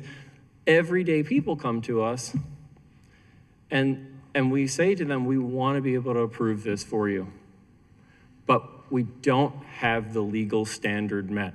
We just can't see how your property is uniquely different from all of the other ones next to it, even more so with row home properties. And so in reflection on that, I mean, this bill is a great representation of extremely moderate changes, modest changes that reflect that desire and that need to give people a little bit more leeway without creating the impossible barrier of requiring them to come for a variance in a way, and it needs to be said also that there's plenty of variances that were essentially illegally approved long ago. It doesn't mean that we can just keep doing something illegally. We need to actually change the fundamental code so that they don't have to come seek the variances in the first place. And I just really appreciate this bill for that. Thank you. And I just want to just add for those that are concerned about R7, R8 areas. I was at the Planning Commission. I heard those calls, I heard those cries, and I think the next day I met with planning, and we're trying to come up with some type of way to either introduce like a green area ratio, greenery for some type of stormwater management, because we don't want issues. I don't want to call out Houston, but other cities that where they just build without being thoughtful and careful. Like the point of this is to allow people to have autonomy over their home, but we also want to promote good stewardship of the city overall. So I heard you. I will continue to hear you, and so that is something that we are doing to address that. So, Blanchard. Yeah, thank you for introducing this bill, Councilmember. Just briefly, one, as I mentioned, the Planning Commission, I've had 4 requests in my district for variances to Vulcan Yard. 3 of them have been for young families trying to expand beyond the allowed amount, and right, none of them have been able to pass. So I'm really excited for this, like, just because I know there's, like, that's what I'm seeing in my district. And then I really appreciate your commitment to figuring out this effort on like the green infrastructure stuff, because we want a zoning code that gets more of the things we want and less of the stuff we don't want. And so, we want more housing and more flexibility in housing, and we want more green space and trees and all that type of stuff. So I am looking forward to seeing what you come up with on that one as well. Thank you. Bullock? You good, Mr. Council President? Thank you, Mr. Chair. Thank you, Councilman Gray, for your leadership on this bill. You mentioned in your opening presentation that, and I apologize if I slightly paraphrase this, but it was essentially modest but impactful change through this bill. Is that right? Okay. Could you share, similar question to what I asked Councilman Blanchard, what this bill does and what this bill does not do in really simple terms? Because again, I think with any big bill package, especially something that's going to change the zoning code, there is going to be a lot of conversation in the public. And I think it's really important that we're really centered and focused in on what the actual impact of the legislation is. So if you could, in just a minute or so, just what exactly does the bill do, and what are some of the things that we've heard concerns about publicly or otherwise that it does not do? Yep, I'll be less than a minute. I want to give everyone a chance to weigh in from the public. So this reduces, what it does, it reduces side yard and corner setbacks, modest reductions. It slightly increases the lot coverage limits, the maximum lot coverage limits in most zoning areas, and it streamlines just define lot coverage just for a quick sec for anyone who doesn't. So if right now, and like if you're, I believe in what our 3 or 4, it may be like a 30% coverage, you will be able to extend that to 40. If you are in 6, I think it's, I want to say 35, you can do 45. For R7, R8, those are a little different. You can go out to 80, and in some certain cases, you can go out to 100% lot coverage, but that's starting from 60% already. And so that's why I wanted to address the green area ratios, where applicable, green roofs or some type of stormwater mitigation. And so we're talking about a 10%. So if you have 750 square feet, if you're gonna, or 1,250 square feet, if you're extending it by 10%, that's 120 square feet. So when you hear we're gonna extend the maximum, it sounds like a lot, but 120 square feet going around an entire house where you can make those additions, you will see a difference, but it's not the demonstrable difference that I think people are thinking about in their head. And so, but more importantly, it gets rid of the red tape for like just the small additions, the things that folks just want to do to make their house their home. You've been there for 20 or 30 years, you realize you want to add that addition to your house, and because you're at the 60% already, they're saying, no, you can't go past the 62%. Because I want to extend my deck. You're telling me, no, I can't do that. Or I can't make an addition to my kitchen. I can't do that because of some arbitrary law that I'm sure your neighbors would not care about. And so we want to make sure that folks are, the folks that live here, not the folks that are moving in, the folks that live here have the autonomy to do what they would like to their house, because we know that people that move in with a new build, you can make your dream house. When you move into your dream house 20 or 30 years ago, after a while, you have new dreams. You want to do new things. And so I think it's very important that we streamline that and not make people go through a costly process or a lengthy process where they're taking off time. Most people don't have the time to take off or the money, quite frankly, to do so. What it doesn't do is upzone our R1 or a lot of our semi-detached homes. There's no upzoning. That's not a part of this bill at all. I think there was a lot of confusion around the entire package. And so I think a lot of the bills are being clumped into one big package. And so when they hear anything related to zoning, they think these changes may be to the actual R1, and it doesn't change the fundamental capabilities of what a R1 is or its limitations. It doesn't allow duplexes, triplexes, or large-scale development in areas where it's not allowed already. So it does not do that. And more importantly, it serves the people. This is not for developers. This is for the people of Baltimore. A lot of those people who have gone in front of the BMZA, especially over the last 2.5 years, since we've been really enforcing, and rightfully so, to make sure there's equity, really enforcing a lot of the zoning, the balking yard requirements.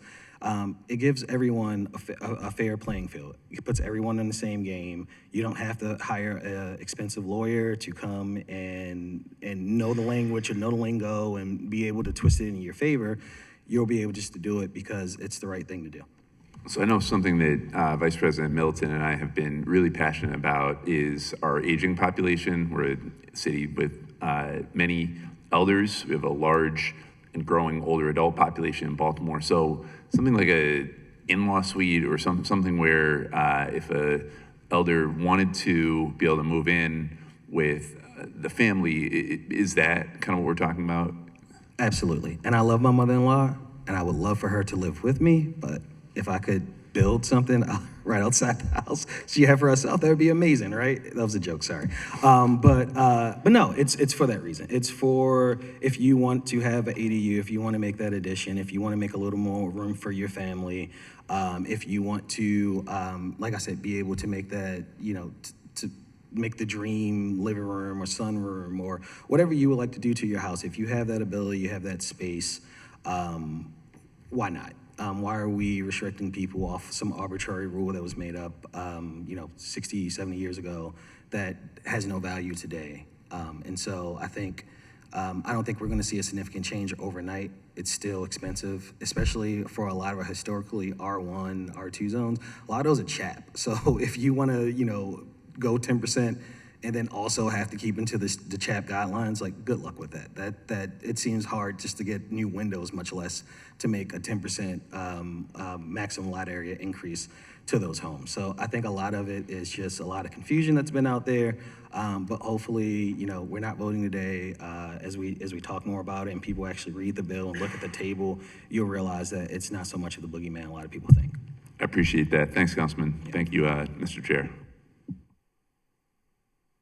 Go to Councilwoman Middleton in just a second, but one other thing that occurs to me is, like I said, these laws were written in a way that generalizes a codification of what already existed. And so what that also means is that, we said generally this zoning category, whatever it is, R3, whatever, we're gonna say has a 10-foot side yard setback requirement and a maximum lot coverage of 30%, meaning that the house itself can't cover more than 30% of the lot. When in fact, as a generalization, that may be true, but probably plenty of these houses already extend to 8 feet or 7 feet from the lot line and are at 32, 34% lot coverage. And what we're saying is would the sky fall if we were to just say, okay, actually 5 feet is enough for side lot coverage. Plenty of these houses are already at 7 or 8 feet. What's the 2 feet difference? And similarly, we're already at 34% lot coverage. Even though the law says 30, what's 40? And I mean, frankly, 40% lot coverage, in a case like that, it's why am I being told by the government that I can't utilize more? I can't even use half of my home property for my home. And we're also way out of step with what you see in so many other places. We have extremely generous lot setback provisions relative to many, many other places, not just in their law, but in how they're practically built. And you can go all around the country and see, not just in cities, but in small towns, that Baltimore is wildly spacious by comparison to other places. And so there's plenty of room. And I think this idea of neighborhood character also is if I've got a neighborhood with, let's say, 500 houses in it, and one person on one block decides that they're gonna put up an addition, or change something about their house, did that change the character of the neighborhood? No, it changed something about that house, but the prevailing character of the neighborhood, no, I don't actually think so. If 2 people do it, I'm still probably not sure that that's changing the neighborhood character. There's, I think there's a threshold that is, the difference between we're impacting the neighborhood versus we're allowing a person here and a person there to do things that are normal, reasonable, unimposing. Councilwoman Middleton. So one concern that's expressed to me in my Northwest neighborhoods is that if this bill is passed, it's going to increase construction activity. And because we already have problems with staffing and code enforcement, how, they just see an increase of people doing added things to their home, and it's just gonna explode with people doing whatever they want to do. How do you answer that? Yep, that's a great question. And so I know in a lot of communities that I have in my district, the same thing happens. We share a lot of those communities. We already have folks that are making, flipping houses and not doing the requisite work. And so on that part, we as a city council has to be the body that, one, puts more on DHCD, but I also have a lot of communities that when anyone does any type of construction, they immediately call any type of thing. And so it's not the greatest answer to say, we all have to also work together when we see these types of things happening. If someone's making an addition, it's a 311. You can literally check and they'll stop But at the same time, I don't know. It's a very expensive process to try to make if you have something that's, 60% lot coverage, make it 80 or make it 100. And so I don't think it's going to be happening at the pace that people think. But at the same time, I think that we as a city council, as a body, we have to make sure that as we're giving more and asking of DHC to do more, that we are pushing them to make sure that they, one, are on top of these types of things and not being reactive, but a little more proactive and coming up with creative ways, but also relying on council offices and also neighbors that if you see something, any new construction where someone's building, and it looks like they're making some type of weird addition, it's a quick 311 and our code enforcement will come out and they'll have stop work order. Thank you for that answer. I just like the committee to take note on our next budget session where we really need to share how important we need more staffing with code enforcement and apprenticeships to get to that point. Thank you. Seconded. Okay, we're going to, thank you, Mr. Councilmember. We will go to agency reports now. I'll do another quick plug here. If you are online and you are planning or hoping to testify online, there is a link in the chat. Tony, if you could just drop it in there again now. There is or about to be another link in the chat for you to sign up to testify online. And again, if you are here and want to testify in person, there is a sheet and you need to check the box saying that you want to testify here in person. Okay, we will go to agency reports here. Baltimore City Fire Department. Tyler. Good afternoon, Mr. Chair. Tyler Chanella from the Mayor's Office. The Fire Department stands behind their favorable bill report.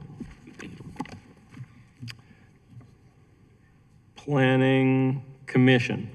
Good afternoon again, Mr. President, members of the committee. Eric Tiso, and I'm also joined by Brandon Canoy, who staffed this item. The Planning Commission recommends amendment and approval with two very technical amendments. Both are on page 2 in the table where values were changed. The original value was accidentally left in place, and so it would just strike those as necessary to fulfill the intent of the bill. Great, so we have an amendment from planning that notes basically typos.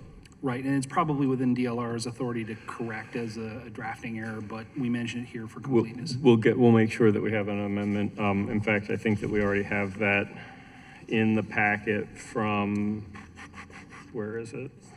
Yes. Yes, it's in the packet. Yeah. Great. Mr. Chair, if I may, just to correct, I had the wrong report pulled up. Actually, for this bill, the fire department's position is without recommendation, as the bill doesn't change any requirements for submission of plans to the Office of the Fire Marshal for review of construction, fire detection, notification, suppression systems, or automatic sprinkler installation. Great, thank you. Department of Housing and Community Development. Thank you, Mr. Chair. Jason Wright, representing DHCD. We respectfully stand behind our favorable bill report. Great, thank you. Finance? Ben Brosh, Department of Finance. The Department of Finance supports this bill. Thank you. Great, thank you. Law? Good afternoon. Desiree Leckie on behalf of the City Solicitor. We approve this bill for legal form and sufficiency. Great, thank you. Do we have questions from the committee for any of our agency representatives? Great. We will go on to public testimony at this time.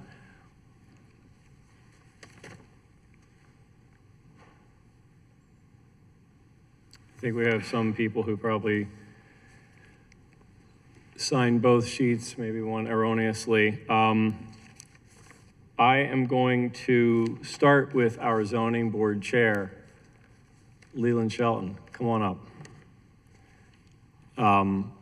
You are here essentially speaking on behalf of a city board, and so I'm going to extend you more than the 2-minute public testimony portion and treat you essentially as agency staff. As I would agency staff. And so I just really appreciate you coming here. Thanks. Thank you for that courtesy. I promise I won't be stingy with my time. Mr. Chair, Council President, Madam Vice Chair, members of the committee. My name is Leland Shelton. I have served as a member of the Board of Municipal and Zoning Appeals since 2022. And as of this summer, I have the honor of being its chair. Over the past few years, I have presided over countless hearings where bulk and yard regulations have become the star of the show, not because of their brilliance, but because of how often they confound common sense, needlessly frustrating the very people who are doing exactly what this city portends that it wants and needs, investing in neighborhoods and homes. I've watched Orthodox Jewish families in Northwest Baltimore try to add a few more feet of living space so that families can remain in their homes within walking distance of their synagogues, only to be told, sorry, the zoning code prefers your side yard remain just as it was in 1950. I have seen parents and young couples face months of delay, not because their neighbors objected, but because the rules did.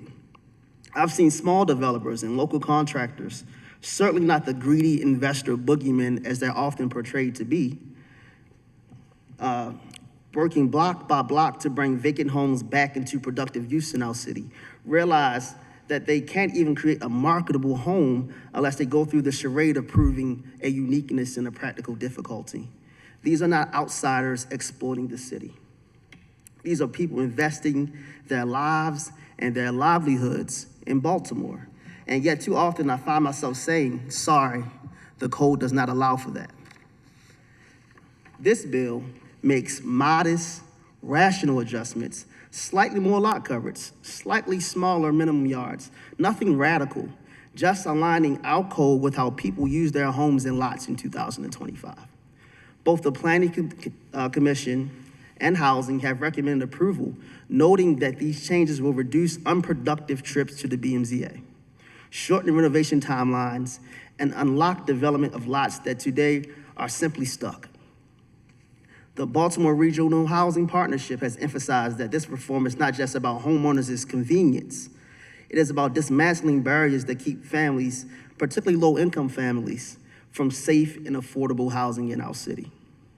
Now, I know some community leaders are worried. For example, in historic Marble Hill, some residents fear losing green space or neighborhood character.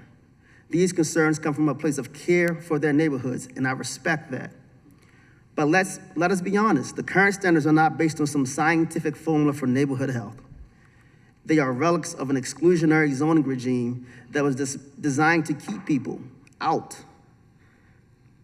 Pretending that a 20-foot side yard versus a 15-foot one is the linchpin of neighborhood stability is, at best, an act of faith.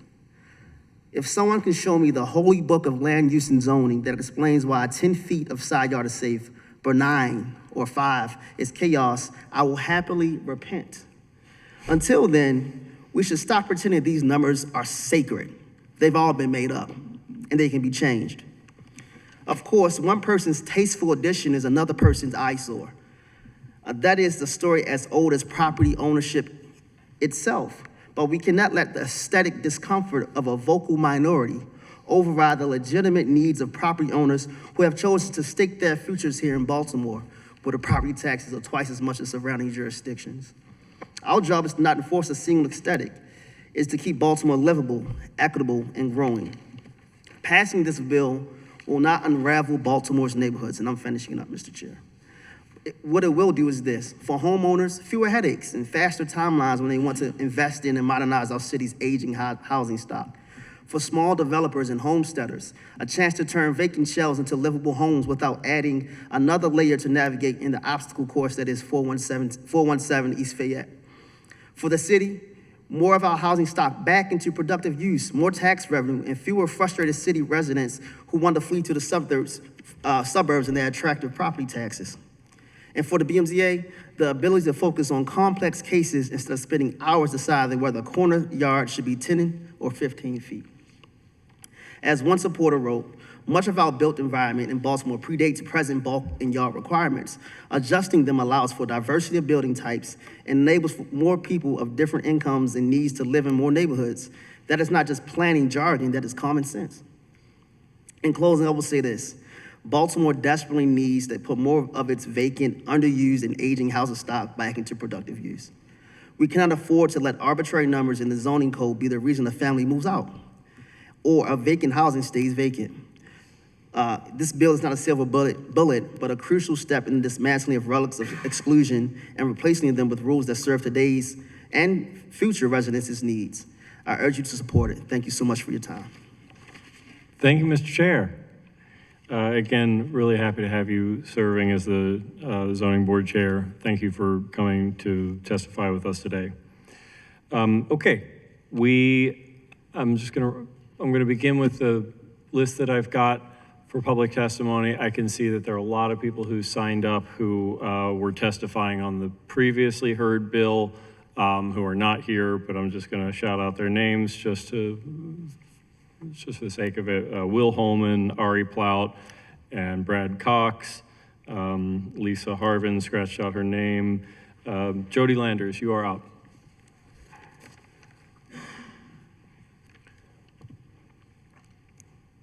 You will have 2 minutes.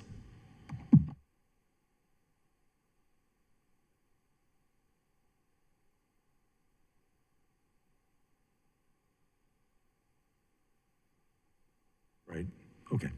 Yes, City Council Bill 250064 will absolutely reduce the amount of open and green space required and permit increased densities. Let's be real. All of these bills are designed to increase densities in all neighborhoods across the city.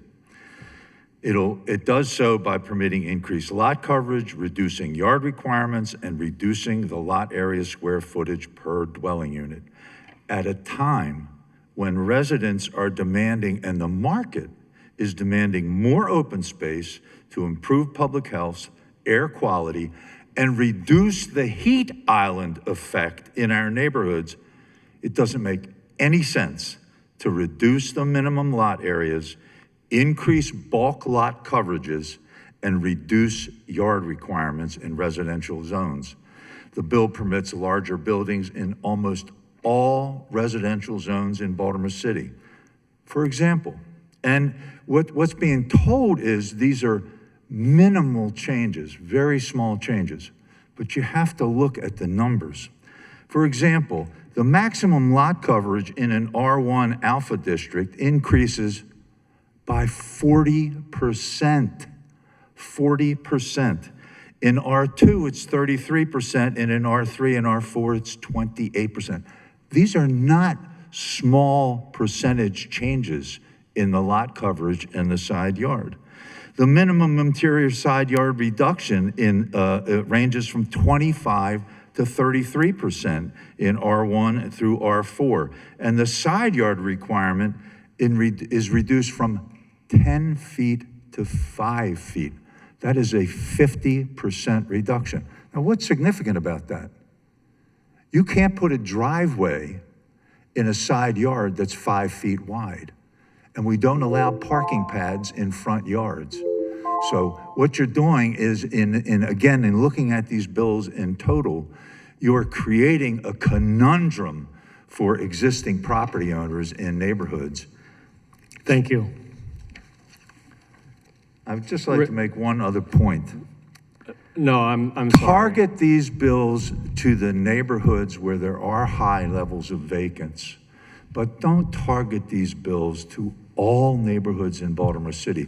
We're blessed to have a patchwork quilt of diverse neighborhoods. Let's keep it that way. Thank you. Thank you. Renee Mitchell.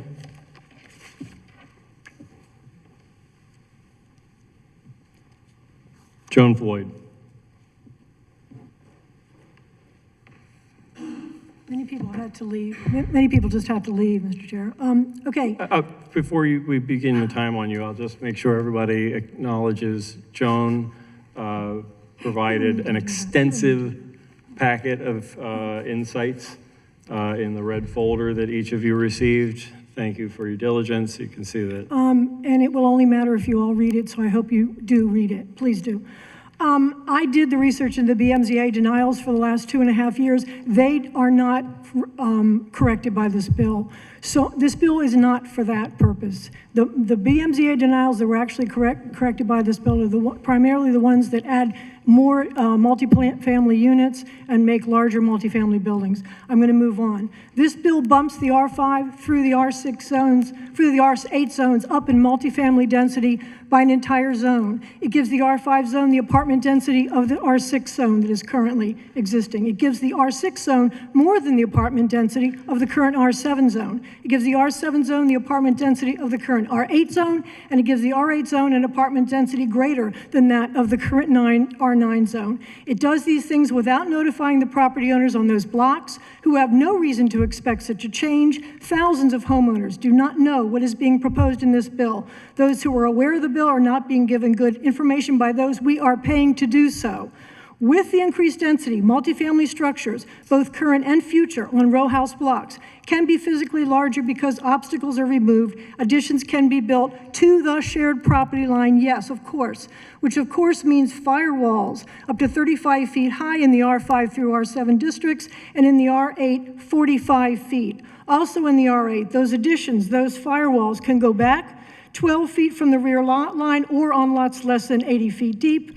On an alley, the additions can go all the way back and fill the entire backyard under this bill. R8 becomes the first residential zone that does not require a rear yard for every home. R8 becomes the first residential zone that allows 45 feet of height for every house. Please look at the photographs in the first page of your packet. Please look at those photographs and try to imagine these changes applied to those houses. What are those houses next door to someone else's house? Look at those yards. Some of them are 20 feet, some are larger. Please look at the packet. Understand what this bill is for. Thank you, Joan. I will certainly look at the packet and encourage my committee members, as you have, to review it thoroughly. Thank you.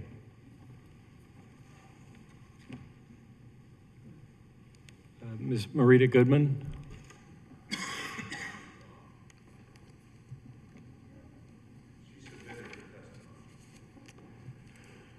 Jed Weeks.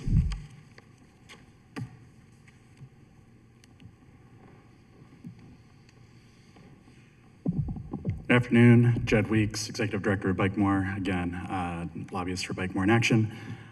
You have my written testimony in the file.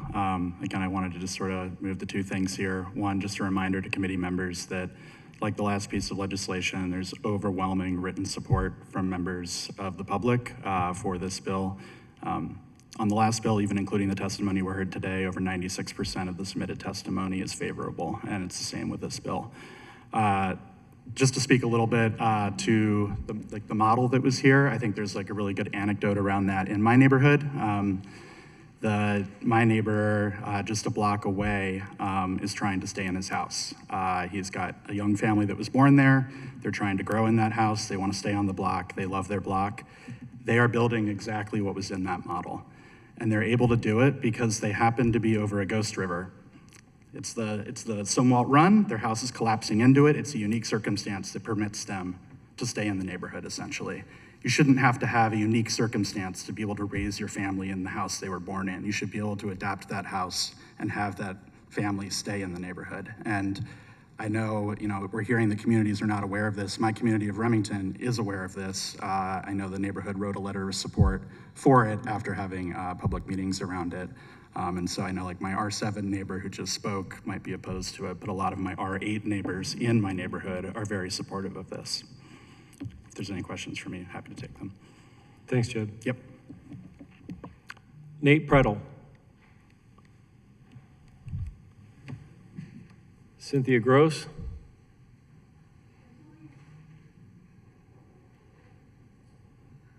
Catherine Pugh. Keandra Pryor. Carson Ward. She's online. Okay, well then we'll come to the online then. Nancy Marinick.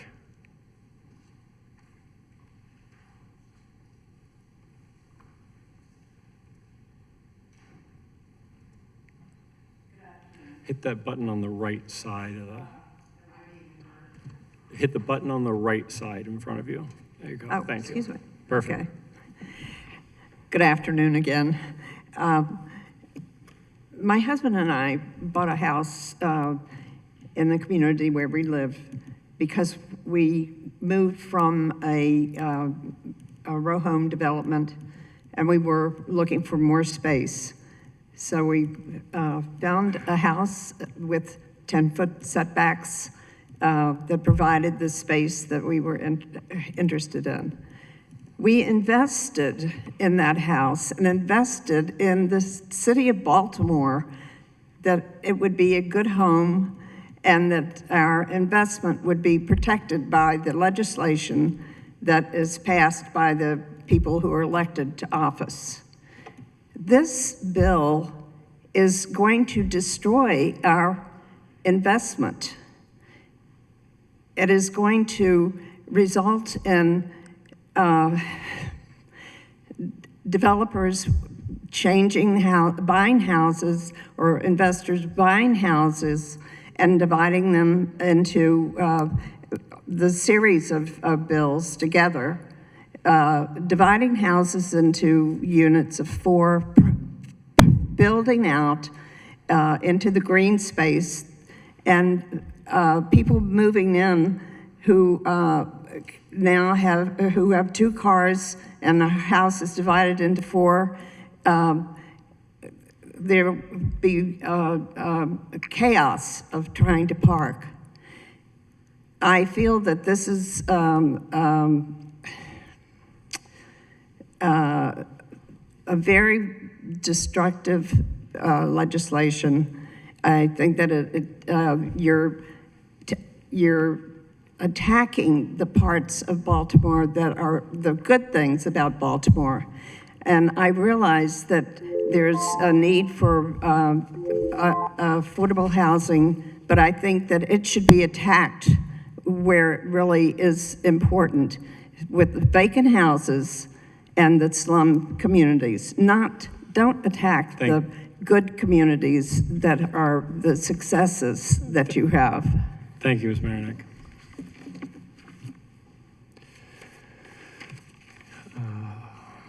Sonia Edie. Oh, sorry. Go back to Luke Ziegler.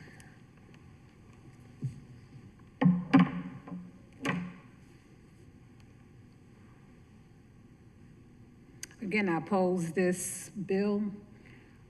I see it as a problem, first of all, because it was made a citywide bill. So you're not looking at the neighborhoods individually. You know, this is a collective thing, and all of our neighborhoods have a different makeup. So I see this as a bill that will affect the architectural character of our neighborhoods. Also, our private investments, which is, this is the largest investment that you have, which is your home.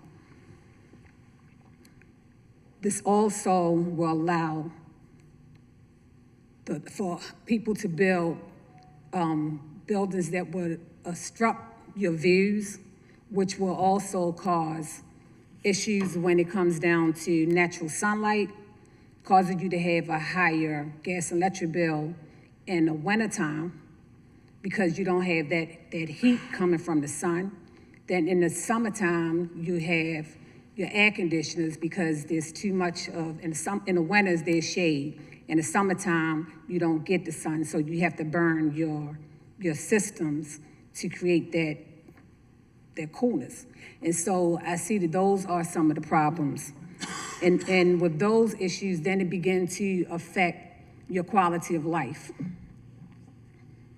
Most of Baltimore's inner city's row homes does not have a lot of green space to build on, and even less green public spaces where there is no place for our younger kids to play. I can see vertical additions, which most people have done by adding decking for additional living space.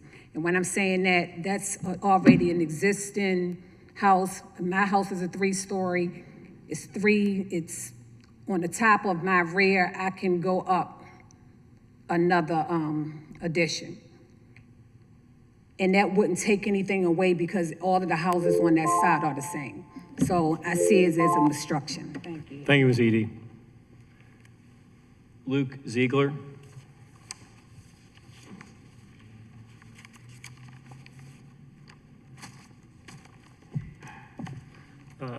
Hello again. I'm Luke Ziegler, city resident representing Balt Pop.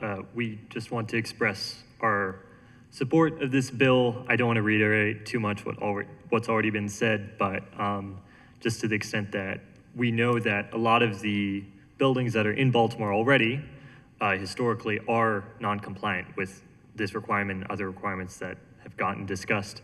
So this isn't suggesting so much a dramatic change, so much as legalizing and allowing what already exists across the city. It gives more flexibility for homeowners and for other residents that we want to keep in the city. And it just increases flexibility for those who are already living here. And so I just want to express my support, but I'll yield the rest of my time. Thank you. Thank you. That concludes the testimony that we have in person signed up. We will go to our folks online who have signed up using the form. We have Ms. Pryor again.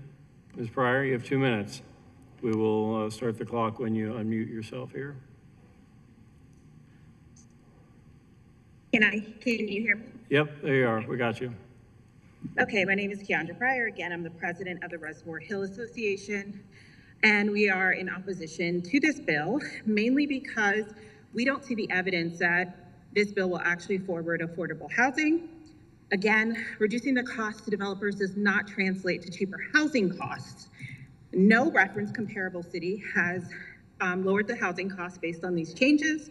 Nor any of these cities have lower housing costs in Baltimore City. Developers are a business and they have the fiduciary duty to pass on profits to their shareholders. I want to ask the council why 96% of the written testimony is in favor when clearly the majority of people in person are in opposition. That could be an issue about how much information was provided for people to actually participate. I want to note that the Planning Commission estimated that this bill has the potential to eliminate 4.8 million square feet or 100 acres of pervious surface. These postage stamps add up. It's in opposition to the way that the Department of Public Works deals with storm water management. Increasing the size of ERU means a decrease in revenue for DPW storm management. It also opposes the Lower Jones Falls Small Watershed Action Plan of 2008, and it increases the heat island effect for Baltimore City. Instead, we should look to our sister cities to see, and the comparable cities that you have chosen, to see how they have addressed this issue. For example, Philadelphia was able to address the issue of vacant housing by offering a 10-year tax abatement to anyone that would develop a vacant home. That would work here. It worked in Philly. In Chicago, the Green Alley Initiative encourages porous pavement wherever somewhere needs to be paved. Portland, Seattle, Chicago, New York, all have green initiatives that offset impervious surfaces. Why aren't we adding this into our bill? Why is the bill encouraging impervious surfaces without addressing the larger effects it has on cities? Thank you, Ms. Pryor. Thank you. Carson Ward, we will give you your 2 minutes when we get you unmuted if you're still here online.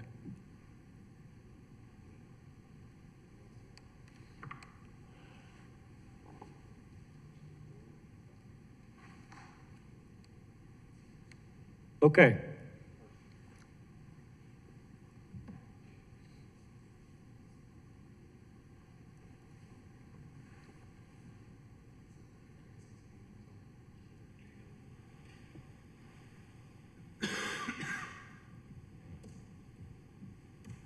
Hi, sorry. Hello, is that Carson? It is. Sorry, I wasn't able to unmute on my. Go ahead, you got 2 minutes. Okay. I went to the Planning Commission hearing, and even Planners admitted that they weren't experts in zoning changes they're pushing. They dismissed credible data in the Black lived experience and made a recommendation in favor of this bill, knowing that residents could end up carrying the burden like they are throwing spaghetti on the wall and seeing what sticks. Let me be clear, this bill is dangerous. At a time where summer heat is deadly and green space is critical infrastructure, especially in disinvested red lines neighborhoods, the city is considering cutting back protections. That's not just bad policy, it's negligence. Green space can lower temperatures by up to 15 degrees, improve air quality, and save lives.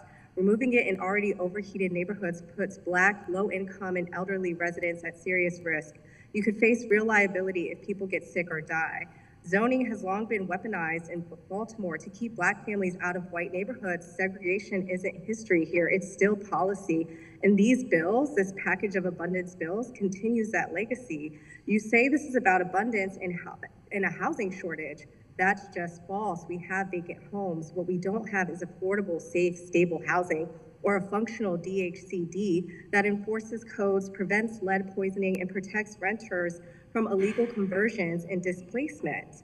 And you can see that with the recent departure of Alice Kennedy.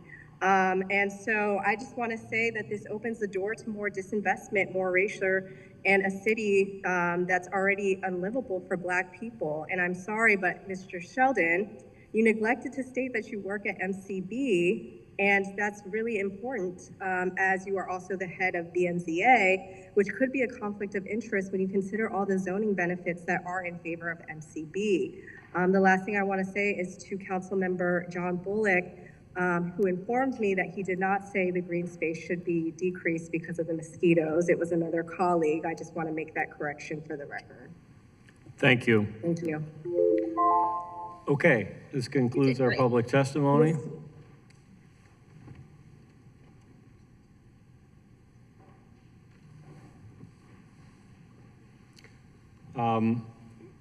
As I said before, we are not voting these bills today. We have a hearing next week for a couple of other bills, and likely we will vote these bills at that time, giving council members, committee members, further time to consider everything that we've heard in both of our bill hearings today, and to distribute any amendments or anything that anybody may be interested in. I want to thank our committee members, those who are still here and those who stayed here as long as they could. We ran almost twice our normal committee duration today. Thank you to our staff. Thank you to all our agency folks from the mayor's office. Thank you to the members of the public. How you doing, George? Good to see you. Thank you to everybody here who has participated or just followed along online, and to all those who wrote in with testimony submitted in advance or sometime today. We are in recess. This committee's next hearing is 1 week from today, Thursday, September 18th at 10 a.m.